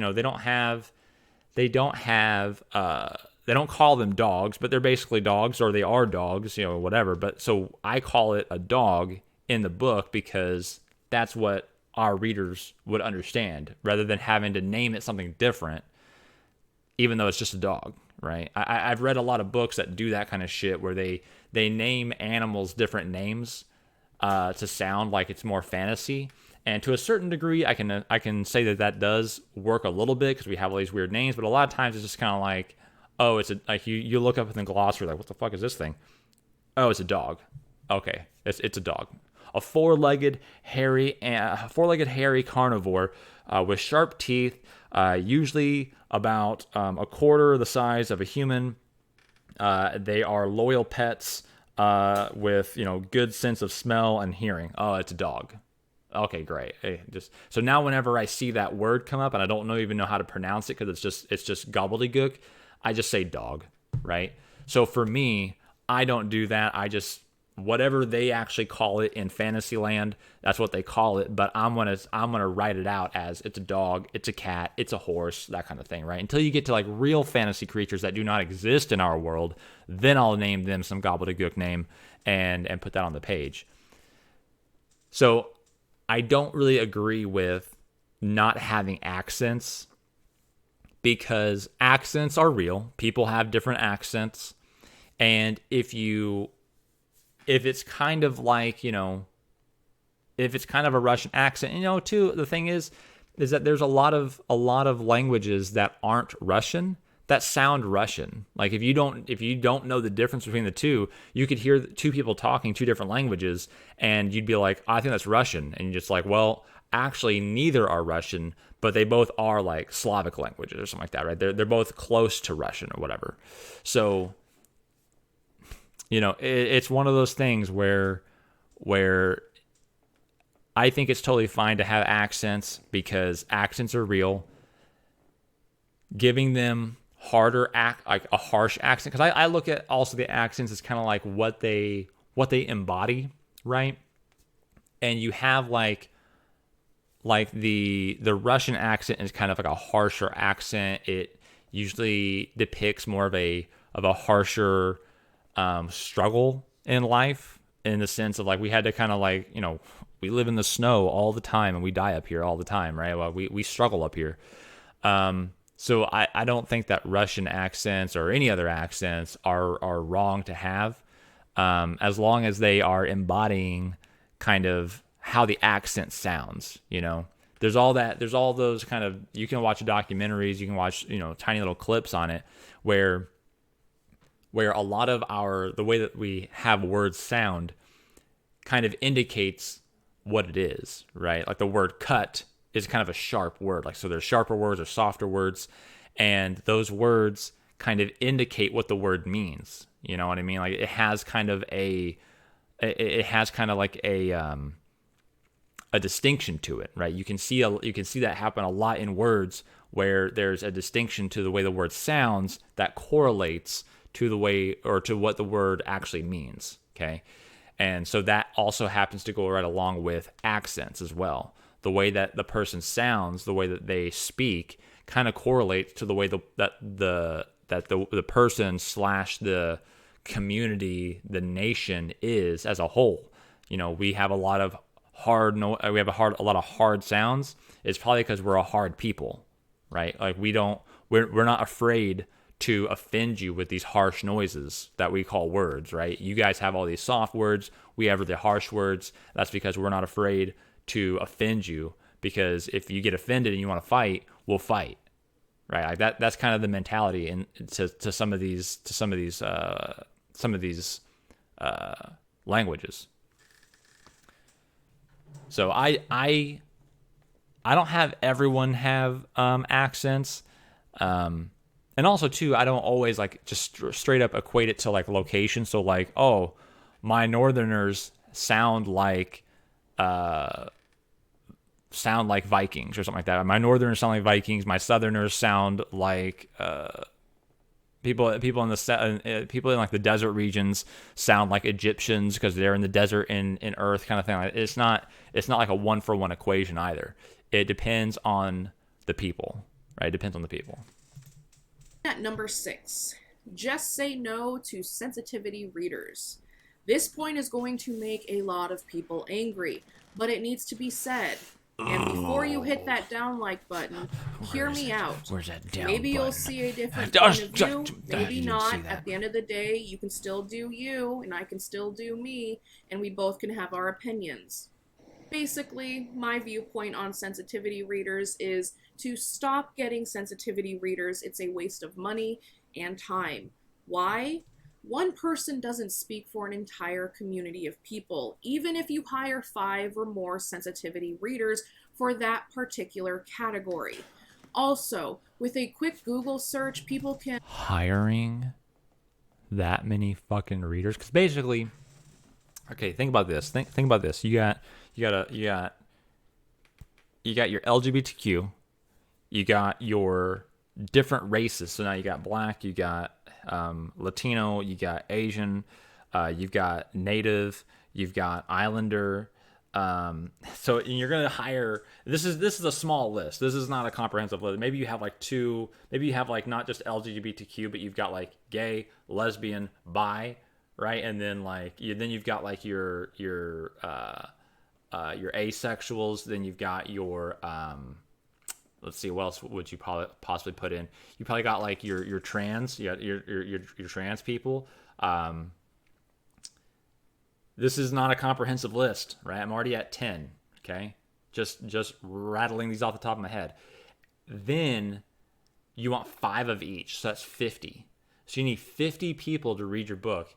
And sensitivity readers are probably going to charge you because they're like in demand. Like, hey, I need a sensitivity reader to read my book. My book is about 150,000 words, depending on which one you're looking at. Well, I'll just kind of merge my 2 finished books right now, or my 2 fantasy books, I should say, to about 150 words each. That's a lot of money. That's a lot of money I don't have. And find that sensitivity readers have been known to purposely mess up books. A guy admitted to doing that to people's books, and then when he published his own, he got ripped to shit because he didn't follow any of his advice, I think it was. So it does happen.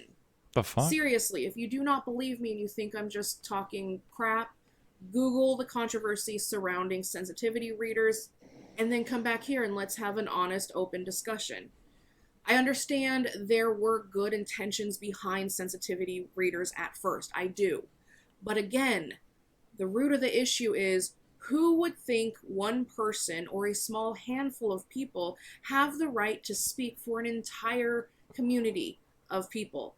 A community filled with different personalities, different likes and dislikes, different political beliefs, different religions, different life experiences, I didn't even different do religions. living situations, and different opinions.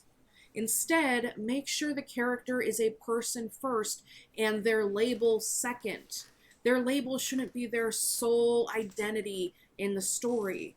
Be sure that the language being used is relevant to the story and fits that character's personality, their personal beliefs, and their overall behavior.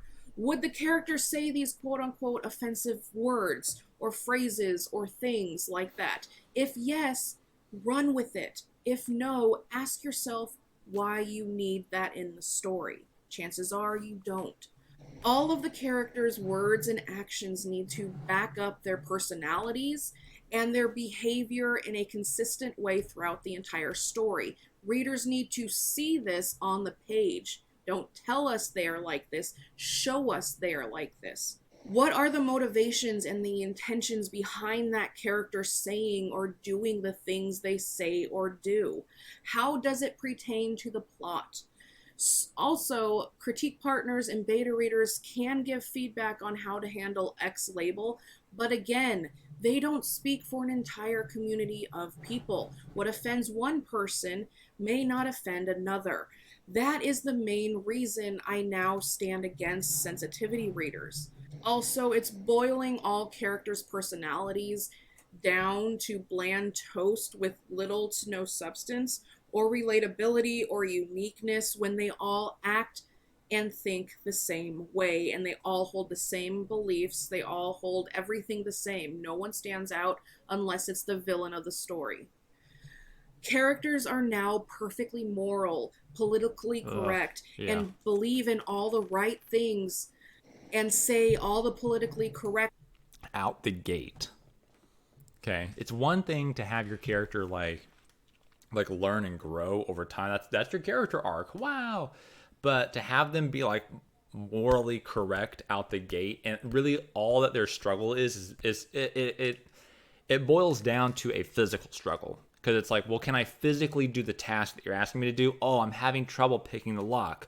Oh, I'm having trouble running. Oh, I'm having trouble, climbing over the fence or, fighting the bad guy, right? That's like the only struggle that they're really having. That's a physical struggle, right? There's no emotional struggle there, right?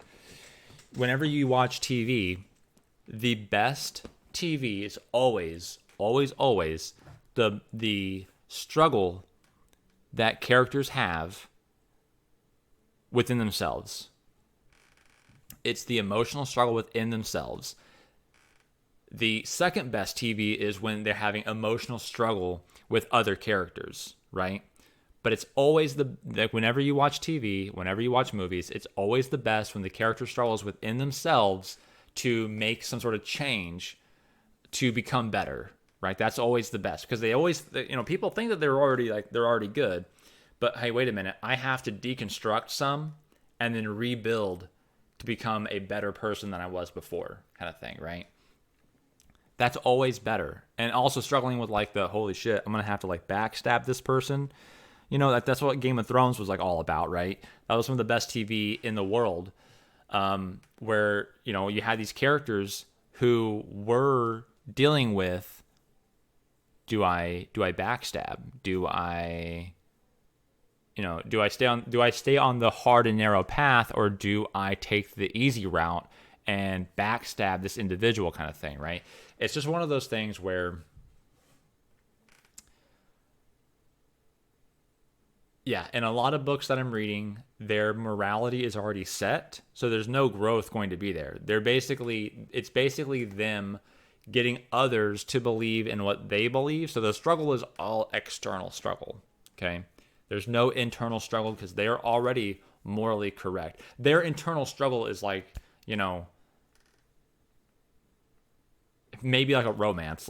Man, do I like this boy? Do I like this girl? Oh no, I can't put down the rebellion now just so I can go live with Billy Boy. I need to keep the fight going and defeat the emperor, the evil emperor, right? It's just one of those things where when your character is already morally fixed, it's not as good as it could ever be. You know, it's never going to be as good as it could have been had your character had some sort of morality questioned, and then and I've also mentioned too, like, you know, this comes down to your character's core values, right? I always say make your character's core values first and then build out from there. So if you have your character's core values, you know after that you kind of just know who they are, right? You can add on things and you know if this fits with inside their core values. And if your character has a core value being questioned, which is what should be happening, your character should be struggling with a core value during the arc, then they don't have to actually change, or they don't have to disagree. They don't have to flip the 180 and be like, you know what, my core value is wrong. I have to change now and become different. Sometimes the core value can be questioned, and then they can say, you know what, I went through this period of doubt, but after really looking at it, being objective and being as true and honest as I can be, the core value is correct, right? Whatever that core value is, right? The core value is correct. I should do what I've been doing, but now I'm more resolved in that core value, right? That core value is deeper. That core value is stronger now. If someone else comes up and questions that core value, the questioning, the twists and turns are not going to shake that core value the way that it used to. The core value is stronger, right? So you don't always have to change a character by completely 180ing their belief system. You can have them decide at the end, like, you know what, no, I was right. But they need to go through periods of doubt. They can't just be like, I'm right the entire time. They have to question, like, well, shit, am I right? Like, the other side has some really good arguments. And I'm seeing now where there are fallacies, where there are flaws in my logic. Like, this isn't an easy 1 + 1 = 2 anymore. This is, like, we're getting into harder equations now. So yeah, you don't have to have them flip. They can stay the same but changed, because while they keep their belief, the belief is now deeper and stronger. Things to meet society's standard of appropriate label writing or any topic in a book. Even if they are supposed to be the villain or the bad guy, they would never use such insensitive and non-inclusive language like we saw in Maneater. When this happens, there is a huge disconnect between who the character is supposed to be and what they actually are on the page, which renders them inconsistent and their label meaningless. The best way to fix this is to say no to sensitivity readers and stop worrying about offending people, and just concentrate on writing good, well-rounded, believable, and realistic characters. Like I keep repeating, what offends one person may not... Don't forget about spelling and grammar mistakes. Just click on the highlight. ...not offend the next. If you change things, it could potentially ruin the feel of the story or the feel of that character, or at the very least, damage the characterization in some way, shape, or form. And if you don't believe me, then ask yourself. All right, I'm gonna pause her. I think I saw that, and I thought that was the end. I was like, I'll just let her finish real fast. But no, she's got a couple more minutes here. When it comes to sensitivity readers, one thing I'll say this too is that, kind of like how she mentioned, like what offends one person might not offend another. You have to understand that when you hire a sensitivity reader, they're reading for that purpose. They're looking for things that either offend them or that could be offensive, right? And they're going to find it. If you look for things, you're going to find them, right? That's like, we all know that. If you look for patterns, if you look for things, you're going to eventually find it, because that's what you're searching for. You're glued in to find things that are going to be insensitive and offend people. And I've also mentioned before too that things that you do, if your writing has substance, if your writing has real inherent value, it is going to upset somebody. Now, is that your target audience? Probably not, right? But it is going to probably upset somebody, because if you put something out there that, like, let's say that your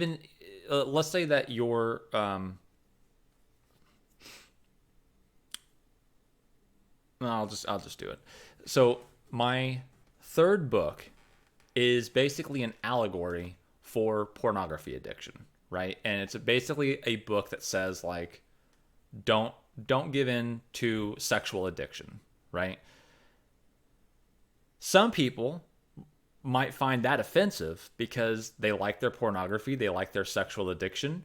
Other people might read into it that addiction is bad, and they might be like, no, you don't understand how addiction works or whatever, right? They're going to find some sort of argument against it because they want to stay in their addiction, right? So if that is kind of like the message, if the message of your book is, sex addiction is not good, pornography addiction is not good, right? More specifically, I should say, rather than sex addiction, pornography addiction is not good, then you're going to have people who are going to disagree with that, okay? And that's fine. That's fine. People don't have to agree with that take. They can choose to believe that pornography addiction is perfectly fine. People might even say it's healthy to have a pornography addiction. Who knows, right? But I didn't write that book for the people who are going to be gung-ho for pornography addiction. I wrote it for people who are struggling with pornography addiction, who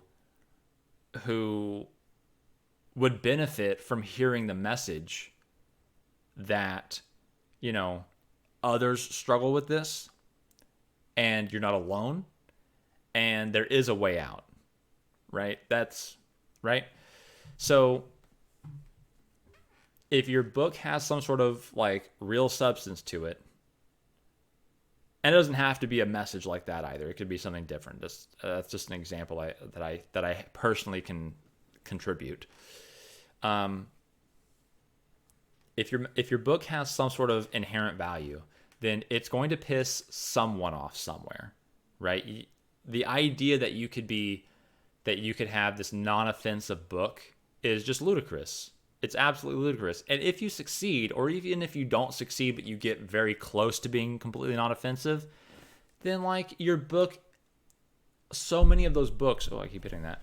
So many of those books just feel vapid. They just feel like they're, like, why did I spend time reading this, right? Like, why, what was the purpose? What did I really gain out of this other than, like, time spent, right? Like, so much entertainment is meant to distract us. Like, I just want to relax. I don't want to think about the problems of the real world. I want to just get away, right? But I feel like a lot of that has become too mainstream. The idea that entertainment is only to distract and to get away is very shallow, and also in its own way problematic, right? Like, you're going to tell me that you spent, let's say, 8 hours, and this is for reading a book. I mean, obviously you could spend hundreds of hours watching TV, right? But you're going to tell me that you spent, 8 hours reading a book just so that you could not think about real world problems. And you gained nothing else from it. That sucks. That was a bad trade. Bad trade, friend. So I think that good books have some sort of underlying theme / message.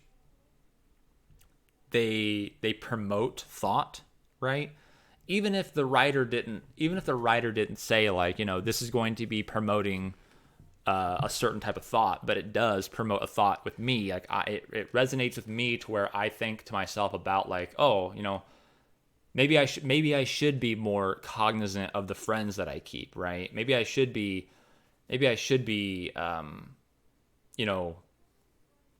get my life together.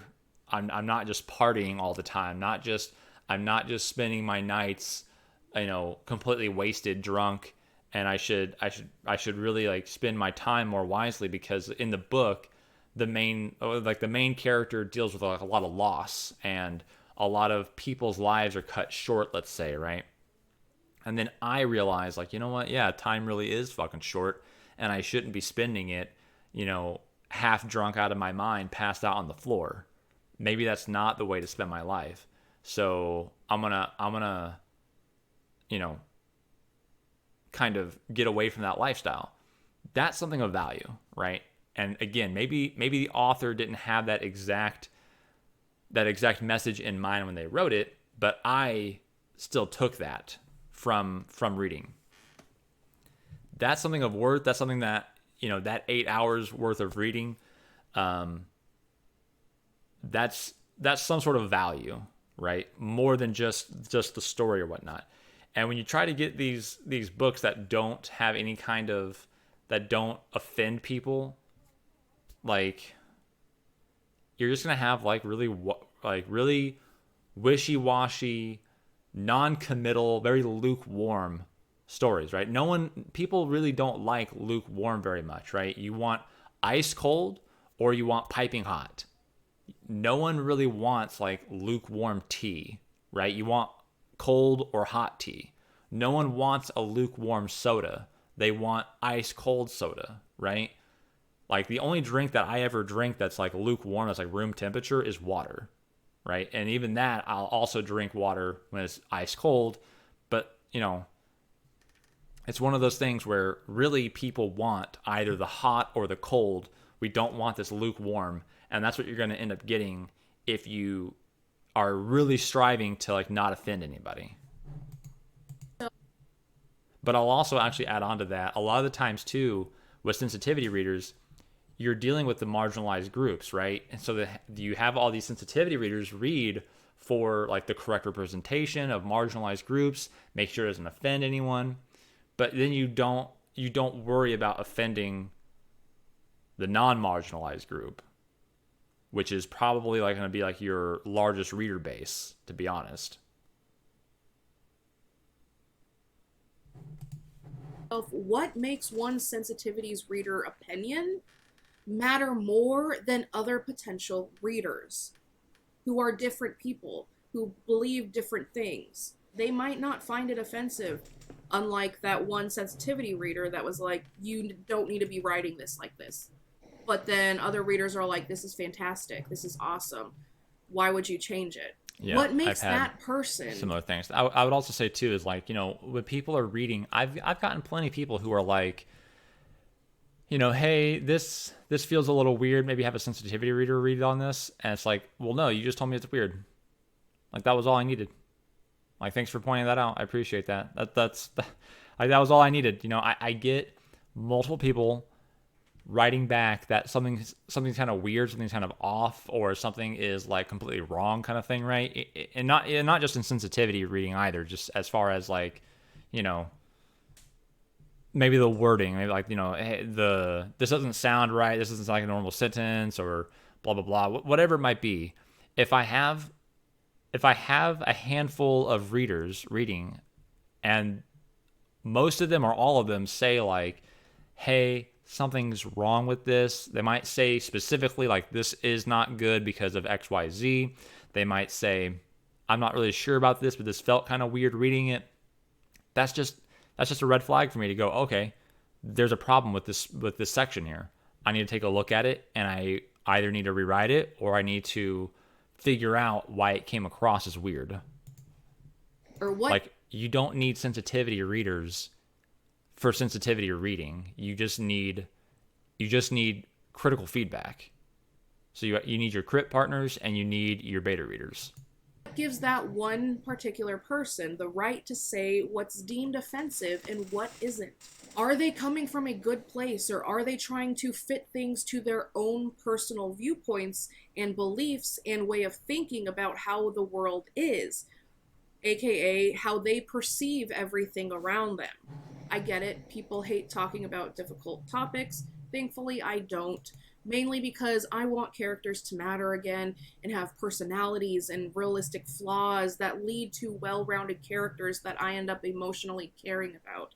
I am so tired of reading books and not caring about any of the characters because they all have the same dull, lackluster personalities. Just say no to cardboard, stiff, cookie-cutter beings of perfection. So consider saving your money and don't get sensitivity readers, and say no to watered down bland toast. Your characters deserve better, and so do your readers. And remember, what offends one person might not offend the next person. Coming in at number 7, token characters and stereotypes over bland toast any day. Are token characters and stereotype characters actually a bad thing? Like I mentioned above, diverse characters aren't allowed to breathe and live in any other way that isn't watered down and bland. Characters have the same dull personality, and no one is uniquely different. It feels like they can't have a loud personality or be remotely stereotypical in any way, without being, flagged as problematic and deemed as bad representation of X community. But here's the thing, those stereotype personalities do exist in our real world to this day. I challenge people to reconsider this and craft better and more entertaining characters. A little bit of stereotyping characters is better than bland cookie-cutter cardboard diverse characters with the personality of bland toast or a wet sock. Trust me, just a little sprinkle, a little salt sprinkle of stereotypes can do characters justice. I can't even put a name on their personality either. It feels bland, like bland nothing, and leads to the book being unexciting and the characters plain. They're all as far as like the stereotyping go, I kind of mentioned that earlier. As far as I've met these people, right? So like you talk about like the hardworking Mexican, you talk about the athletic black guy who's really good at basketball or something like that, right? Like they exist, right? They exist. Is that their only personality? Is that all who they are? No, right? But when you write someone who's completely bland, who has nothing, is that really writing? Is that really doing justice to who those people really are, right? Those people are so much more than being either that one-dimensional stereotype or being like a basically nothing. You know what I mean? It's just one of those things where it just comes down to character design. There's nothing special about this, no matter what kind of tag that person has on them. This is character design. Your characters need to have deeper personality than either one stereotype or being just completely bland nothings, so that way they don't offend any stereotype. Hey, Jeremy. Morally good, upstanding people with all the correct political beliefs that match our current society today to a T. Except for those evil damn Christians that get demonized time and time again. If they aren't throwing around their Bible or slapping people across the face with their crosses, are they even on the page? It's literally that comical at this point in time. That's how corny writers are writing Christians now. And get this, I'm not even religious, like at all. And I see it for what it is, and I laugh at the authors who do it every single time because you know damn well they just fucking hate Christians for one reason or another. So that's why they're making all their villains white, straight, and Christian. Because yeah, I'd also say that comes down to like perception as well. Like maybe they've never been inside of a church, or maybe they've never gone to a congregation that doesn't have that, right? Maybe they've only watched the video compilations because they're in like their own little echo chamber, like we all are, where they see the Christian pastor or priest, throwing that Bible around like it's a weapon. So maybe that's just what they're used to. They see that on TV. They see that in their YouTube feed, in their TikTok feeds. That's what they're seeing, right? So they don't really know any better. That's what they really think that Christianity really is. That's very possible. That's just what they believe that it is. They just fucking need to demonize the hell out of them. Meanwhile, those same books have characters that don't stand out against each other, and it shows from page 1 to the end of the book. They all blend in, and when looked at critically, they all have the same boring personality traits, beliefs, opinions, and behavior. They are either entirely good, or they are the mustache-twirling villain, who's a white, straight, male Christian. Let's just be honest. Why does this happen over and over and over again? Writers don't want to be the next person on the social chopping block to be labeled something they aren't.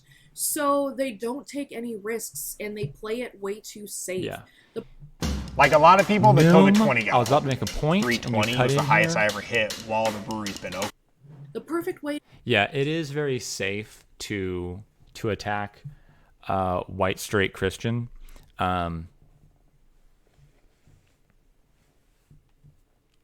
It just is. Let's just be honest. It is. It's very safe to attack that or to demonize that or whatnot. But again, the thing is that, as a martial artist, I kind of define attack differently. So I think demonize is a little bit better, I guess. But like attack is a little, I don't know if she even said attack. Maybe I said that. But like saying attacking is a little weak in this regard, because like, is it really an attack? Like, are these books that suck, that are trash? Are these books that have like vapid characters who have no struggle whatsoever other than that external physical, can I run? Can I jump? Can I, pick the lock? Can I do the physical things? Can I stab with my knife? That's their struggle. Are these books really strong enough to be considered attacks? Is that really an attack? I don't know. I don't know. Like for me, if someone came up to me and like lazily slapped me across the face, and I, kind of like that, it's like, is that really an attack? I mean, yeah, kind of technically it's an attack. Technically, and maybe even legally. But like, to me, I'm not going to think that I'm in danger. I'm not going to sit there and be like, oh, I'm in danger. I'm going to sit there and be like, what was that? What are you doing, dude? Like what? I'm going to question it, but I'm not going to be like, I'm not going to get into a defensive stance immediately and like start throwing elbows. That's not my first reaction to that weak of an attack, because it's not really, it's barely an attack. It's like, it's more of a statement than it is an attack. It's more like, I don't like you, smack, right? I don't know. So saying that these are attacks, and again, I can't remember if she even said that they're attacks or not, is a little strong in my opinion, because like they're not, because basically the books aren't good enough to be considered an attack. Now you could also counter that argument by saying, hey, look, a lot of these books, they're being read by a few thousand, a few 10,000 readers at a time, right? Depending on the book, where the author has a following on TikTok or YouTube or whatever, and their followers are reading this, and their followers might be getting influenced by it. But I would also, like I say sometimes too, is like you need to trust your reader to be intelligent sometimes, right? Like babying your book and like, nerfing it down so that way it's a less complex read, or like, you need to spell things out for them to make sure that they understand what the plot point is, kind of thing, right? Can be very patronizing. And in that same vein, you have to trust your reader, right? And so you read this, Catherine, you read this saying like, you laugh at it because it's ridiculous, right? Well, a lot of other people are laughing at it too. So a lot of people are also in the same vein where you are, who either are religious or who are not religious, where they look at this just like you and they go, this is ridiculous. Like, this is stupid. Like this again, like the mustache twirling villain, right? It's on that level. And so when people see that kind of stuff, they laugh. They just innately go like, oh my gosh, this is so dumb.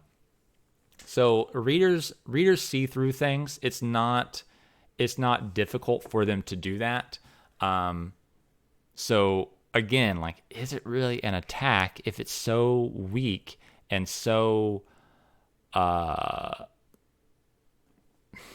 just so inconsequential, you know? Like, yeah, several thousand readers read this, and maybe a handful of them, maybe a handful of them, probably the younger ones, let's be honest, really take it to heart and are like, you know, yeah, the Christians are evil, right?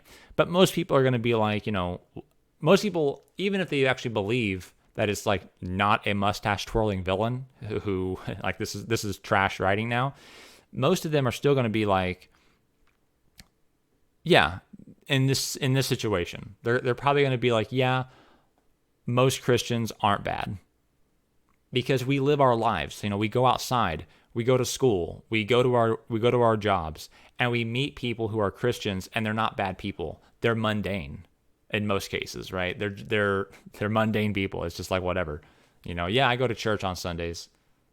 The end, right? Conversation over. It doesn't really matter, right?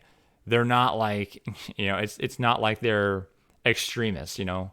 The Christian extremists are usually somewhere off on like their own plot of land talking about their extremism to the other extremists, and they're not really doing anything. They're not really participating in everyday life. So it's just one of those things where most people who read are going to be intelligent enough to say, you know,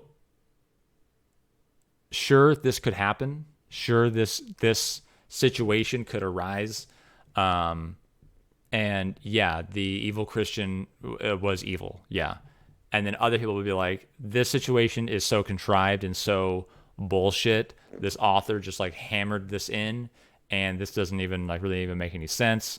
They're just being safe by attacking the Christians because they're not going to get any real backlash for it. So it's just another one of those, you know, woke PC tropes where it's, oh, guess what, guys? It was the pastor all along. Whoa. Can you believe it? He was supposed to be the good guy because he's a Christian, but he's not the good guy because he's a Christian. Whoa, we got him. To go around this is easy. Stop caring what other people think, myself included. Allow your characters to have a personality of their own, whether it's loud and in your face and overly dominant, or soft and quiet like a mouse that just goes with the flow. These personalities exist all around us, and these behaviors exist all around us. So why wouldn't they be in your book? Because again, characters are people first, labels second. Have them bring the comedy to the page, or at least bring something that makes them stand out from the rest. Have them act and behave like real people, and watch them become well-rounded and relatable instead of perfectly cardboard nothing. And if you do offend people along the way, maybe the character made them do some introspection and they didn't like what they found. Or they are stuck in the mindset that none of it exists in the real world. Not at all, not even a little bit. The writer's just pulling all this stuff out of their ass. They just have their blinders on. They don't see it. As a reader, I'd take a slightly stereotyped or even a outright token character than another dull, plain Jane personality that is overly predictable and not exciting at all. I am over those characters 100%. Sadly, in today's society, writers can't relax and just write. So one thing I'd say about dull characters is that, as much as we hate to admit it, most people that we meet, most of us writers, we are dull, right? The majority of people are dull. But that's not who we're writing about, right? The people who deserve to have, like, imagine about people who like deserve to have autobiographies written. Those people led very exciting lives because they pushed themselves to the top of a field, or they just were just going through like a crazy ass experience kind of thing, right? those are the people that get autobiographies written. The same thing should be able to be said about your characters. Your characters in your fantasy world, whether it be like an actual fantasy or contemporary, right? It's all fiction. In their world, they should be able to say they're a good candidate for an autobiography because their experience is wild, right? So that's one thing that you need to understand is that you're gonna have some mundane people as like background characters, but we are writing these stories that are basically like enhanced reality, right? It's realistic fantasy, but it's not real, right? It's not actually real. So when you're writing these characters, your main character needs to be obviously stand out on their own in that regard as well. Your secondary characters need to be people who stand out, who have their own voice, who are characters, people would describe them like, oh man, he's a character, she's a character. Oh man, if you meet them, you'll know, like, oh man, I've never met a woman like her before, like that kind of thing, right? That's the kind of characters that you need for your primary and secondary characters. Your tertiary characters are people who probably should be a little bit more mundane, but still should be kind of interesting. Like, again, because you're talking about like top echelon kind of situations, right? So if you're talking about people who are at the very top, when they go down and they deal with people like in a mid-grade level to them, those people are probably still at the tops of their fields. They're just not at the top of this field that's like that we're dealing with, right? So you're dealing with like the best blacksmith, right? Like in my fantasy world, right? My character, if he's going to go talk to a blacksmith, a very mundane type of character, he's going to go talk to the best blacksmith. So this blacksmith knows a lot of shit, right? It's not just random Billy boy who started blacksmithing a couple weeks ago who doesn't know anything. This character, if they're going to have actual conversation, right? If he's just a blacksmith in the background, it doesn't matter. But if he's going to actually talk to him, this character probably needs to be the best blacksmith in the city. Probably if he's the best blacksmith in the city, that probably means that he's one of the best blacksmiths in the world, right? He's definitely in top contention for best blacksmiths in the world. But he's old. He's retired from his life of adventuring, so he doesn't go out and beat up orcs anymore, kind of thing, right? He doesn't do any of the fighting anymore. But he's just a retired blacksmith. Okay, that is what you're talking about when you're dealing with these tertiary characters who come in for a minute or two to give some information to your main characters. They still need to be like the top of their field. We still want to be dealing with people who are top level people. Okay. Obviously these, you have to deal with like the area that you're in. Obviously, like if your story is about like a high school kid who's falling in love with another high school kid, and they're not going to go talk to like the best of the best in that case, right? You have to deal with like the confines of your story, right? That's what I'm saying. But if your story is dealing with like the best of the best, then even your tertiary characters need to be the best of the best in their own respective fields. So you can't skimp and have these characters be, nothing marshmallows. They need some meat. They need some gravitas, even if they're the tertiaries. Realistic, diverse characters. Instead, they have to tone everything down so no one gets offended. Meanwhile, those deemed offensive personalities continue to exist all around us in every diverse community. Yeah, that's another thing too, is like you could have a character who's not a good guy, Like that's the thing, is like so often in the books that have it that aren't doing it right, they oftentimes have basically it's kind of like moral reinforcement that everyone who's good believes the exact same. We all believe in these exact same, because these thoughts that we have that are good must be just universal good. They work in every situation. They work in every place in the world. They're universal good. And there are some things that are universal goods. Let's not kid ourselves, okay? But there's also things that are not universal goods, and that they don't work everywhere. And you can't apply the thought to everywhere. And so you're going to have characters who are technically on the good side. You know, like maybe like the blacksmith, for instance. He's just a blacksmith, right? But he might be a total dick, right?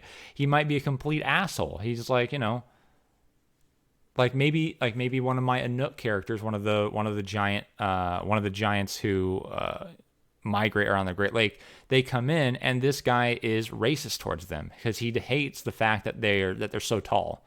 Like, you know, he didn't get that. He didn't get to be born tall and just get a free ride for being. He had to like work for his to be really strong like he is, but they just get born strong. That's not fair. Screw them, right? Like that's his viewpoint on Anouk. Most other things he's pretty reasonable about, right? Most other things he's, you know, demons are bad and mages who use their mage powers for evil are bad and that kind of stuff, right?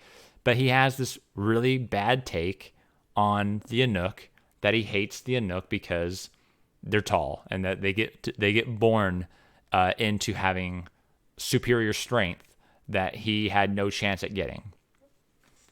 Maybe that's how he acts, right? You don't have to have all your good characters be morally pure characters, you know? But again, that's one of those things where you don't need, it's one of those things again where as a writer you might know that, right? Like, okay, they're going to go talk to this blacksmith, and this blacksmith, let's make a character. You start writing some things and you're like, okay, he is a former adventurer. He's retired now though, cause he's older. He hates the Anouk because he just doesn't like the fact that they're born strong. He also hates orcs for that same reason. But that's like a less hot take because, you know, orcs really aren't our allies. So he hates orcs for the exact same reason.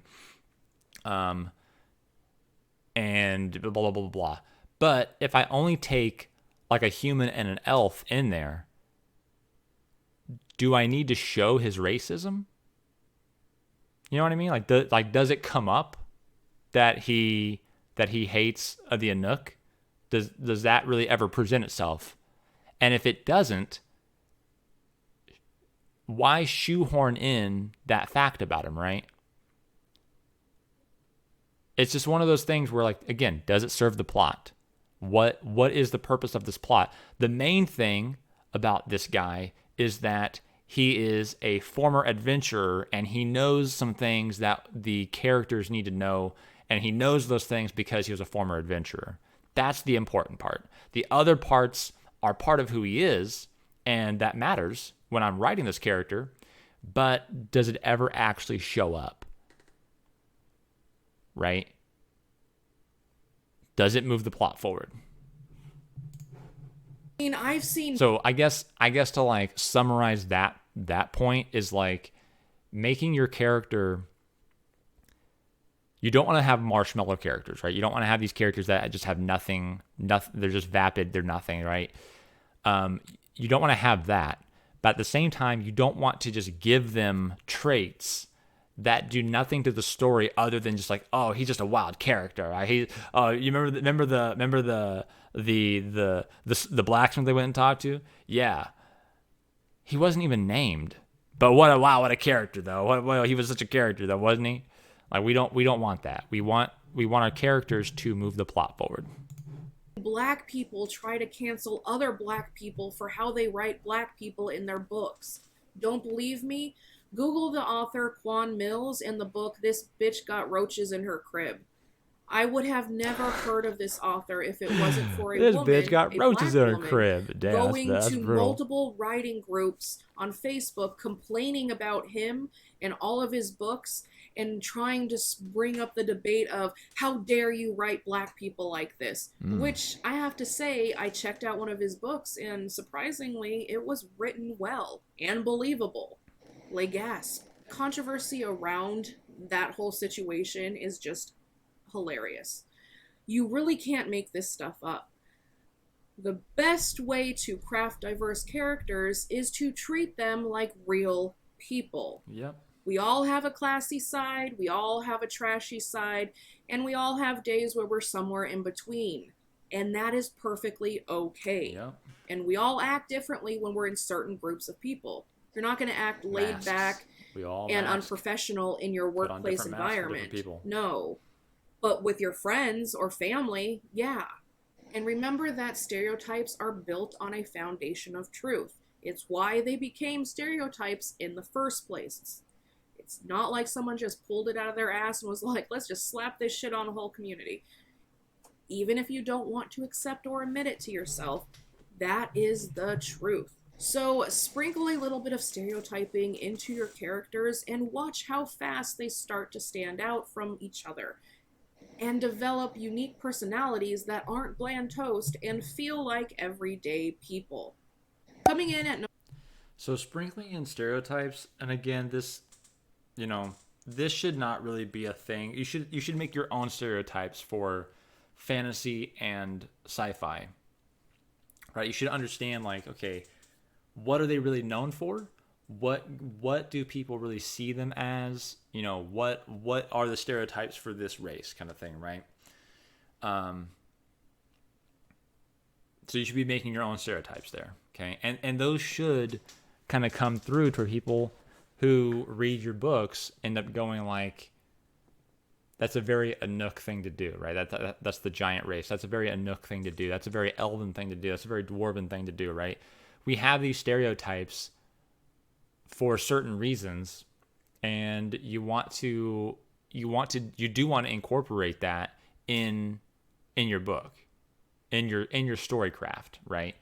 Because stereotypes are stereotypes for a reason, right? They're shared commonalities, right? Kind of like I mentioned before, like I've seen a lot of very hardworking Mexicans, very, and again, I have met some lazy, but very few, right? So the stereotype of very hardworking Mexican is very prevalent. So it makes sense. But when you are sprinkling in stereotypes, be very careful. Be very, very careful about that.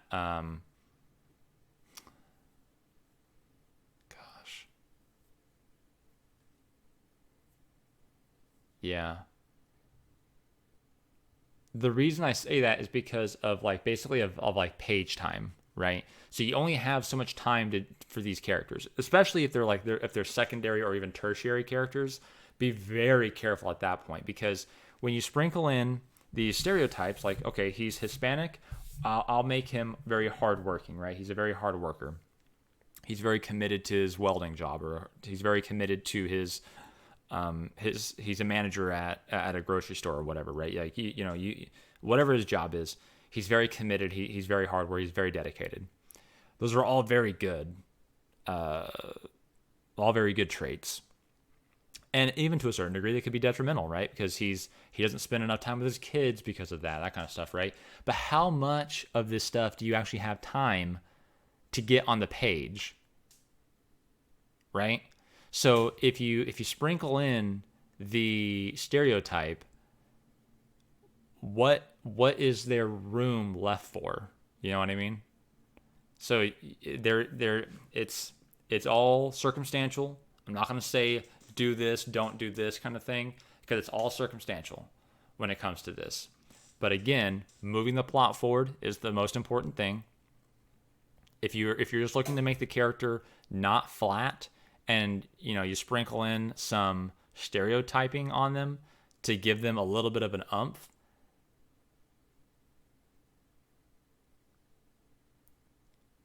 I don't know. That one seems like a really, really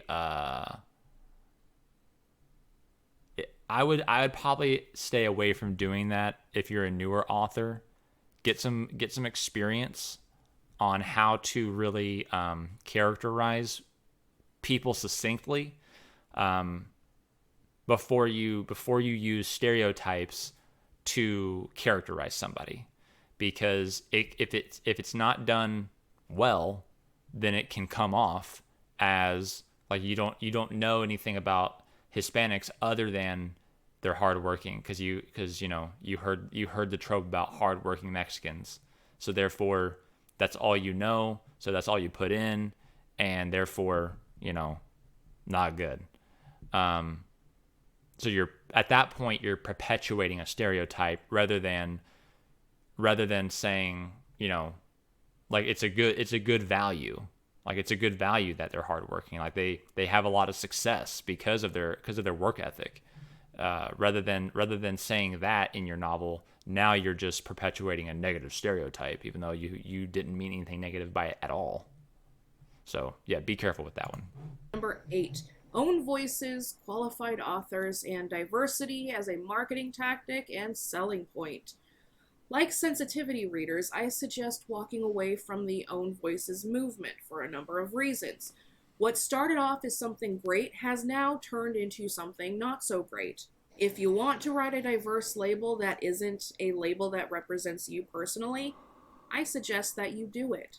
Just do the character justice and make them and their story matter by not rewriting history or trying to change things. Just do it justice and make it believable and realistic. No one should be banned from writing X label because they aren't X label, or tell X story because they aren't Sherry X Beasley, label. this is you. I just I'm want gonna get to so pissed. Liberal Sherry Beasley. Bailouts for the rich, an army of IRS agents for you. Midnight vibes, but come inside. That was kind of dope. I don't mind if you wanna try. Hope you change your mind. Oh, is that the book? YouTube? Look into my Weird. Read good books again. That's all I care about. I don't care who writes it. Just write a good book, make it exciting, make me love it, and the characters within it, and I'm good. And if you're not agreeing with me and you're thinking I'm crazy, I ask you this. Who gets to dictate and control who gets to write what in today's society? Is it just another form of a social pressure dictatorship situation, and if you don't conform, you're canceled or shamed publicly? Where authors fear being canceled, so they dare not ruffle any feathers, and they quote-unquote stay in their lane? One of the things about being canceled that I think that this kind of comes down to like looking at history. A lot of authors were not viewed as, really a lot of artists as well, were not viewed as like the paragons of art or authorship that we see them now. Like Edgar Allan Poe during his life was not viewed as like a great, but then when he died, we're able to look back and be like, oh, this was actually really good or whatever, right? So I think there is kind of a point to be made of like, look, you might not enjoy your own success, right? Like maybe your kids or your grandkids enjoy the success and fruits of your labor, right? That might be what happens. But I think that we're so caught up in like hustle culture that we're very much about like, being successful now, being critically acclaimed now. But like your legacy is ultimately more important, So a lot of the novels, a lot of the books out there that are getting like, oh, they were a number one bestseller kind of thing, right? Like, yeah, it's true. They became a quote, however that's contextualized bestseller, but in a few years, in a few decades, will that book that became a bestseller, will it really be viewed as like that was really, really good? Will people still talk about it, saying that was good? Will people talk about your book the way that they talk about, like Pride and Prejudice, or the way that they talk about Lord of the Rings, or the way that they talk about this, that, or the other thing, right? These books that have lasted through centuries. I mean, those books I don't think they have gone through multiple centuries, obviously, but you get my point. Like, those books are going to stay around for a very long time. And other books, or at least stories, have stayed around for a very long time as well. Like, like Beowulf, right? That's super old, right? These stories stay around for a long time, and they get remade and stuff like that. They get retellings and all that kind of stuff. But the original work also stays around. The original is still a focal point in people's minds. They still go back and look at it for like all the good things it did. And again, even the writing style has changed over time, where we don't write a book that's written like Tolkien's is not going to do well in today's society, right? Given that it's grandfathered in as a classic, right? So it can still sell copies, but a new book that's written the same way as Lord of the Rings is not going to do well, because people are going to be like, I can't read this. It's too much for me to read. So it's just one of those things where, as an author, you have to you can't really be afraid of being canceled. You don't have the luxury of really worrying about being canceled, because if you really focus on not getting canceled, your work is going to suffer, and basically you'll be canceled by history. History will forget you, and that's like the ultimate cancellation, right? Like, yeah, you became a bestseller for a few years. Yeah, you had a 10-year career. And is that to a certain degree good enough? Yeah, sure. Because a lot of times, if you think about it, a lot of people don't have lasting fame, right? Even in their own family circles, right? Even in their own family, someone dies, and then that's the end pretty much. People remember them for a few years. They kind of get on with their lives. And then you have another generation come up that never met him, that like they see pictures of him. They're like, who's that? Oh, that's my grandfather. That's your great grandfather, but he's, obviously dead now. Like that kind of thing, right? People even in your own family line are going to forget you, right? So this idea of having a longer legacy, of being remembered long after your own passing, is very, very rare. But if that's what you really want, if that's the kind of level that you're really going for, that you're like, you know what, I'm going to write on the level of these greats. I want to be considered one of the greats. Well, that means that you need to be remembered, right? And being canceled in cancel culture today is not going to stop you from being remembered down the road, because people got canceled back in their own day because they weren't considered good, and now they're remembered as some of the greats, right? And again, that's not just in writing, that's also in art as well. There's a lot of artists, a lot of musicians, painters who were not considered to be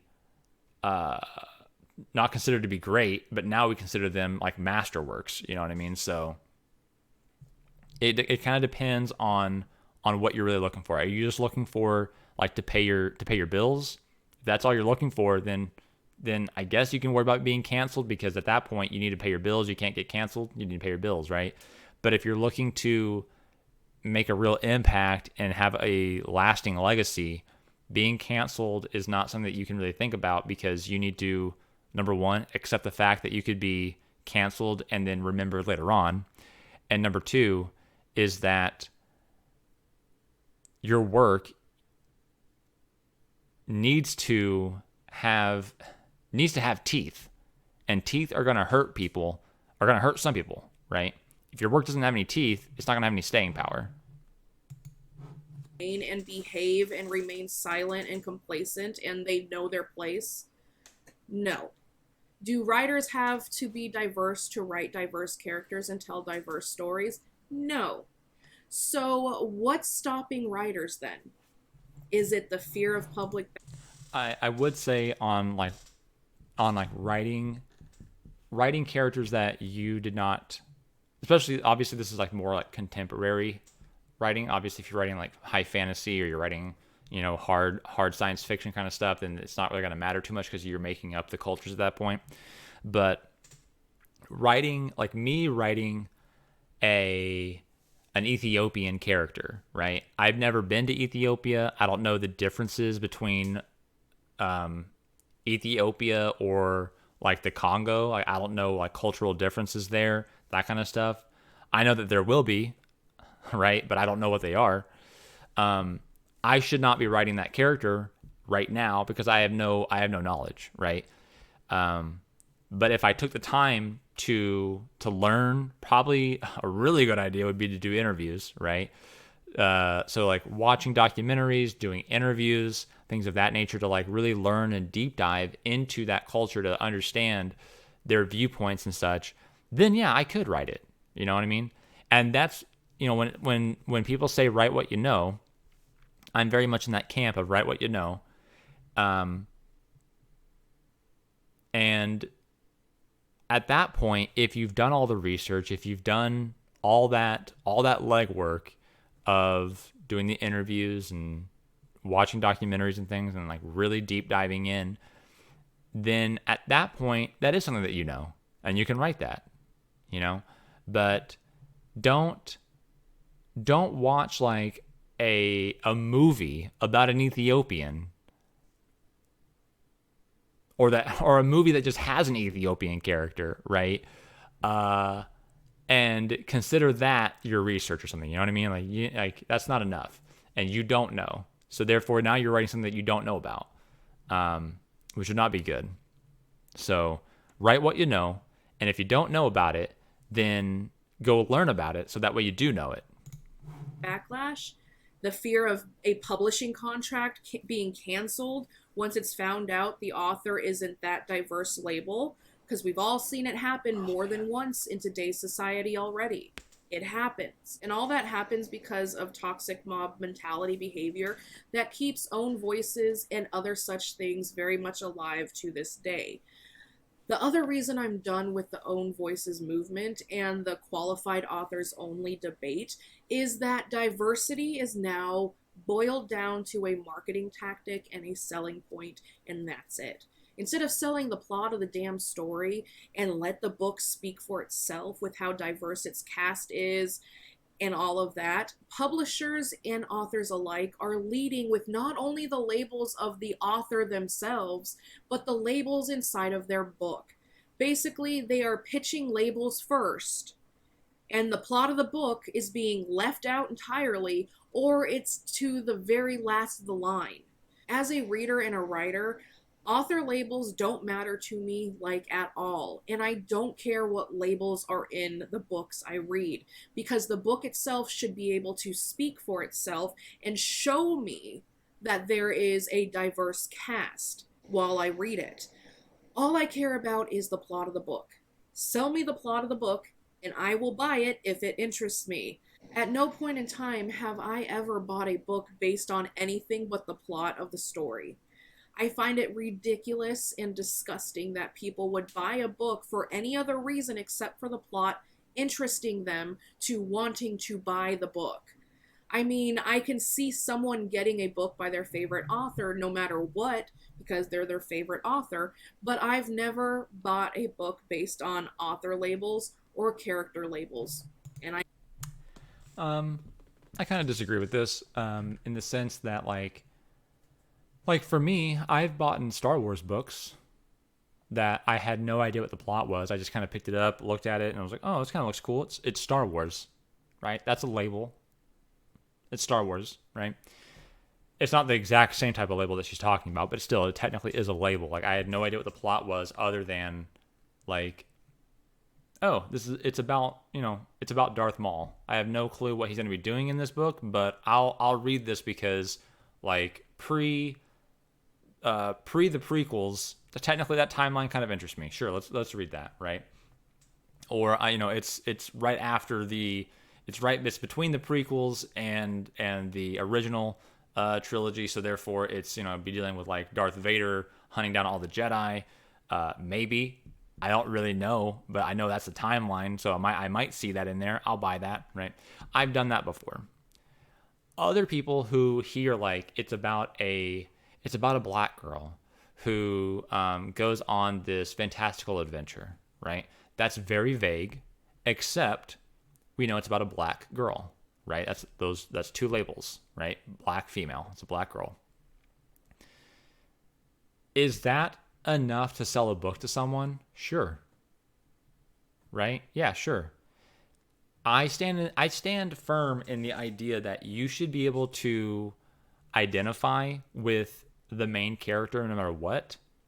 So regardless of what race or gender they are, you should be able to identify with them in the sense of like, this is a human struggle, or I share a lot of values with this person kind of thing, right? I have a thirst for adventure. And so even though I'm a black girl, I still like Nathan Drake and the Uncharted series, right? Because I identify with the thirst for adventure, right? Something like that. That's the idea I'm talking about. The idea of like selling a book just because it's a black girl, that does lead to the idea of like, first off, that leads to the idea of like the author basically doing self-inserts, which is usually not a good thing. I think that self-inserts can be okay, can be kind of okay under really certain scenarios, but ultimately when you do self-inserts, it then becomes kind of like a fanfic of like what you wish could happen. What you know, if you had this power, what would you do with it? If you just named the character something different and you gave them an eye color that you wish you had, right? That kind of thing. It's one of those things where, you know, it usually does detract from the story. It typically will detract from the story to have a self-insert. Then that then doubles when it comes to a reader. So now the reader is being told, hey, if you're a black woman, you'll like this because it's about a black woman. And so now the reader comes over and self-inserts, because that's kind of what you do anyways when you're the reader. You want to identify with the main character. And if you really line up with them, oh, they're gay, they're female, and they're black, now suddenly you hit three things that you line up with. So now you're really self-inserting with whatever they're doing, but they might be doing some questionable shit, right? Or they might just be paragons of virtue, right? It depends on whatever the writer wrote. That's a bit of a problem, because then that detracts from that reader's ability to identify with people who do not physically look like them, right? So now there's another book that comes out that reader would love, but it's an Indian man, right? And so now they're like, well, that's not for me then, because it has an Indian man. I'm not Indian and I'm not man, so therefore it's not for me, it's for all the Indian men. That's not really what it's meant to be for. Yeah, right? It's so I disagree with this idea of labeling, but I also do kind of disagree with the idea of what Catherine's saying here of like, that's not how it should be marketed, I guess, because to a certain degree, I understand the marketing, right? For a lot of marginalized communities, they don't have that representation. They don't have the ability to really deep dive with a character because they feel like they're set apart. Like, oh, well, I'm black, the main character's white, so there's this disparity that I can't really make that leap, right? I think that they should be able to, right? I feel like they should be able to do that. I've read plenty of books with characters who are not white that I didn't think to myself like, well, I don't know anything about that, so therefore I can't really identify with that. I can't identify with the human struggle of being talked down to or being looked at as less than because of my skin color. So therefore I can't relate to any kind of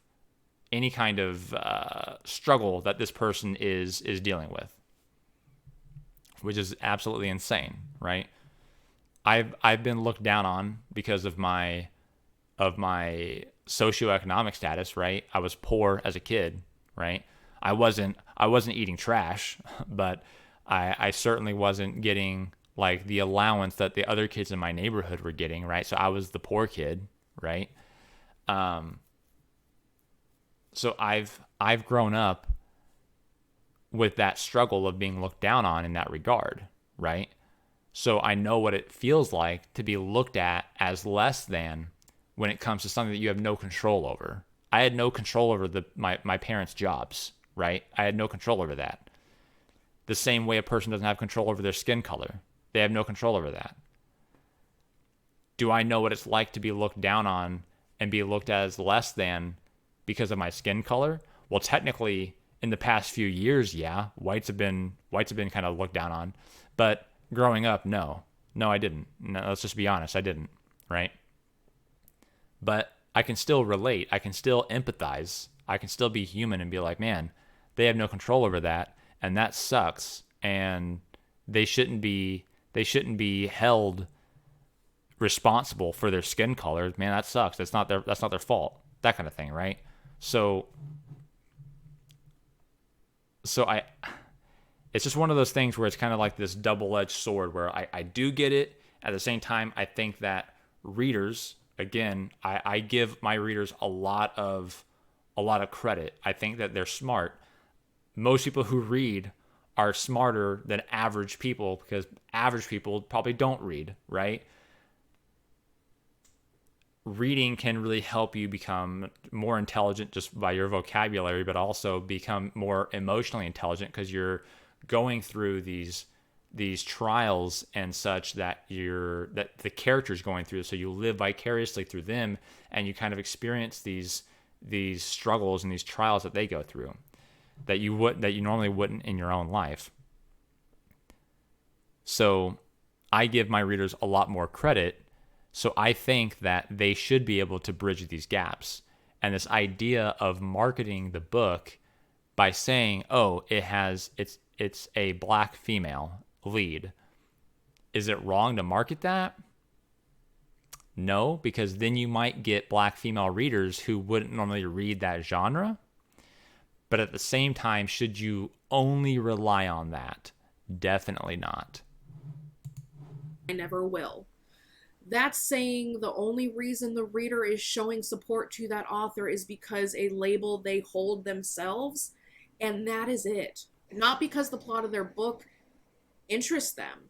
It's not that they find the book exciting and they can't wait to read it. No, it's literally boiled down to blind support, and that's it. How is that not seen as problematic in and of itself? They're buying the book based on wanting to buy a... I hear what she's saying about like blind support, and I'm sure that some people might do that, but it'd be very few. If you look at books, let's just be honest, books don't pull in the same numbers as like movies and such. So if you look at movies that really just focus on that aspect, they do terrible. They do terrible. I mean, I hate to pull this one up, but I look at like the WNBA, right? Women's sports, that they don't get hardly any ratings, and they don't have hardly any sales. Like they don't get any ticket sales. And that's because the people that they are marketing towards, women, they don't show up. They're not there for that, right? They don't care, right? They're not, hey guys, it's women's sports. Women don't care, right? Some of them do. Obviously, some of the women who really care about sports, they care and they'll watch. But they don't really care. Most women who are, especially women who are championing, female sports and female leading, female everything, futures female, they don't show up for these things. They don't show up to the box office for these things. They don't show up. Like one anomaly in this example would be what was her name? Captain Marvel. There we go. I was like, what? It's Captain something. So the Captain Marvel movie, right? The Captain Marvel movie was very much promoted as like female empowerment, and it got a lot of hate, got a lot of backlash, but it still did like over $1 billion, right? So it's still part of the $1 billion club, which not a lot of movies made. But the reason for that is because people thought that they really needed to see the movie in order to really understand what was going to happen in Avengers 4 and Endgame. So we had like the movie that came out right before that one was Infinity War, and then Endgame occurred after Captain Marvel and Ant-Man 2, right? Captain Marvel was the first one, so we all thought, okay, we're going to have to see this because otherwise it's going to somehow tie in to this one, but it really didn't. It really didn't make any difference if you saw it or not. Just seeing the trailers would have given you enough information to understand what happens with her character in the second part of the Avengers plotline, right? And that's why Ant-Man didn't do as good because we all basically realized like, oh, these two movies don't matter. We don't need to see it because we just realized in Captain Marvel that it didn't matter. That's like the one anomaly that I can ever point to where this whole idea of, go see it because it's a woman, or go see it because it's a race, go see it because it's an LGBTQ, right? Usually that fails because the LGBTQ who are part of that fandom or who are part of that like either fantasy or sci-fi or horror or whatever it might be, right? They're already a part of that genre. They love that genre. They're already going to go see it because of the genre, right? And maybe a few who are not part of that genre, very, very few people are going to go see it because of that label. They're gonna go over and go see it. But it's so few. It's so few. And it knocks so many people who would have seen it because of the fandom, it knocks so many others away, right? So in most cases, it is detrimental to do it. Right? Does it bring a few people over? Yeah. But if you don't do it right, you're going to end up alienating a lot more people than you would bring over by like the cross promotion, right? So if you do that, if you market with only your label, you're going to end up hurting yourself. You need to market with your genre like she's saying. And if you want to market with your label a little bit, that's fine, to again pull some of those other people over, but you don't want to solely rest on that marketing because otherwise you're going to end up alienating, because basically you're saying like it's for them, not for you. And that's a whole large group, because you're very niche right here. It's a whole large group of people that you're saying it's not for you, please go away, while you're saying it's for you. And some of those people are not going to show up because they'll be like, well, it's a fantasy movie, or it's a fantasy book. I don't really read fantasy. I read contemporary romance. So even though it's about a gay black girl, I don't really care, right? They're going to still be pushed away by the genre. Labeled author. This is what's wrong with our society today. Own voices and labels are marketing tactics and selling points, and that waters down the meaning of the situation at hand to pretty much nothing. If you have to say, this book was written by X label author and includes a diverse cast of characters featuring this diverse checklist, it's not genuine, at least to me. It's literally a marketing tactic and a selling point at that point. It's not some praisable, positive... Like a lot of people, the COVID-20 got a hold of me. 320 was the highest I ever hit while the brewery's been open. Positive. When I think about books that are marketed in that specific way right there, I'm very turned off because I don't know what the book is really about, right? It's about a diverse cast. What does that mean? Most casts are diverse, So what is it really about? That warrants special treatment for that author. It's nothing but a selling point and a marketing tactic to sell more books and make more money. So readers will be like, I want to read more books by X label. I want to read more books that include X label characters. Books are entertainment, so wouldn't plot be more important than what label the author holds themselves. Because just because you're an author in the LGBTQ community doesn't mean your book matters more than someone in the Black community who wrote a book, or vice versa. Or a white person, or a Spanish person, or an Asian person, or a disabled person. I don't care about labels authors have. I don't. I just want a good book. I want an interesting plot. Your book should be able to speak for itself if it has a diverse cast or not. And that's just my opinion. Y'all can do what you want. Coming in at number 9, be a rebel, not a sheep. Write whatever you want to write and however you want to write it, even though I very much stated all of my personal opinions, and all of you will be stating all of your personal opinions in the comments below. Let's have an honest-to-God conversation where people aren't labeling people what they aren't, and let's keep it civil. Everything on this list are just my personal thoughts and opinions. You are allowed to write and read whatever you want to write and read. That's right. Some people are going to love your take on diverse characters, and others are going to hate it, and probably hate you for writing it. So that's okay. You can't please everyone, but at least you can look at your characters inside your book and think you did right by them within the plot and world of your story, if you made them realistic and believable to your standards, that is. It isn't your job to manage other people's emotions and reactions to your books. That's on them and only them. But try not to allow potential backlash and toxic cancel culture behavior to be the reason why you don't branch out and diversify your characters and write diverse labels into your books that maybe you never thought about writing about before. Don't let fear kill your story. Basically, fear is the #1 killer of creativity. So commit to it. Yeah, I agree with that. Or don't bother trying. So comment below, what do you think of writing diverse characters and everything that comes with them? Do you agree with my opinions? Do you have a different one? Let's have a civil debate, conversation, whatever, down below in the comments. What are some of your tips for writing diverse characters? Debate. Yeah, this can be a fun discussion.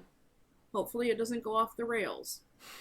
Well, that's all I got for you today. If you have any questions or if there's something you'd like me to talk about in my next video, leave me a comment or tweet me at KEFrancis. With all that being said, go ahead and smash that subscribe button, ring that little bell down below so you get notified of all new content, and I'll see y'all next week. Bye. Bye. So yeah, for the most part, I think I agreed with a lot of her points. And I definitely agree with her last point here. You know, don't do safe, guys. It's not, you know, don't be bombastic for the points of being bombastic either. That's the other side of the pendulum swing, right? You want to take risks. You want to be daring, you know. Fortune favors the bold, as they say, right? But that doesn't mean that every single decision that you make has to have some sort of like risk involved, right? Risk versus reward is the thing as well. So keep that in mind. But trying to be safe, again, it's just one of those things where like you're not going to succeed at all angles, right? You're never going to make everyone happy. And even the people who you are trying to make happy, you're not going to always succeed at making them happy, right? You have to accept that fact. And trying to like duck your head and kind of keep low as you're going through, you know, hey guys, it's a diverse cast, and being scared about it is like, it just sends up red flags to most readers. It's really not going to do you any favors. So yeah, write your books how you want to write them. Write your books in a way that services the plot, as always, you know, and do what you want to do. If you want your book to focus around a large, diverse cast, and you want to market it off of that, then do that. You know, there's nothing that says you can't do that. There's people who are going to say to do it. There's people who say no, don't do it. But you know, do whatever you want. It's a free world, right? Do whatever you want. All right, well, that's what I think about this whole writing diversity in fiction from Catherine Francis, aka Year of the Author. Again, if you don't watch her videos, definitely give her a check. She's really good. She does a lot of live content as well, which I enjoy watching her on that when I get the chance. So definitely check her channel out. Again, appreciate you guys being here. I know this was a long one, but I really wanted to give my opinion on this, hear what she had to say, and kind of go over this. I think this one's an important one to talk about. So appreciate you being here. Until next time, happy writing.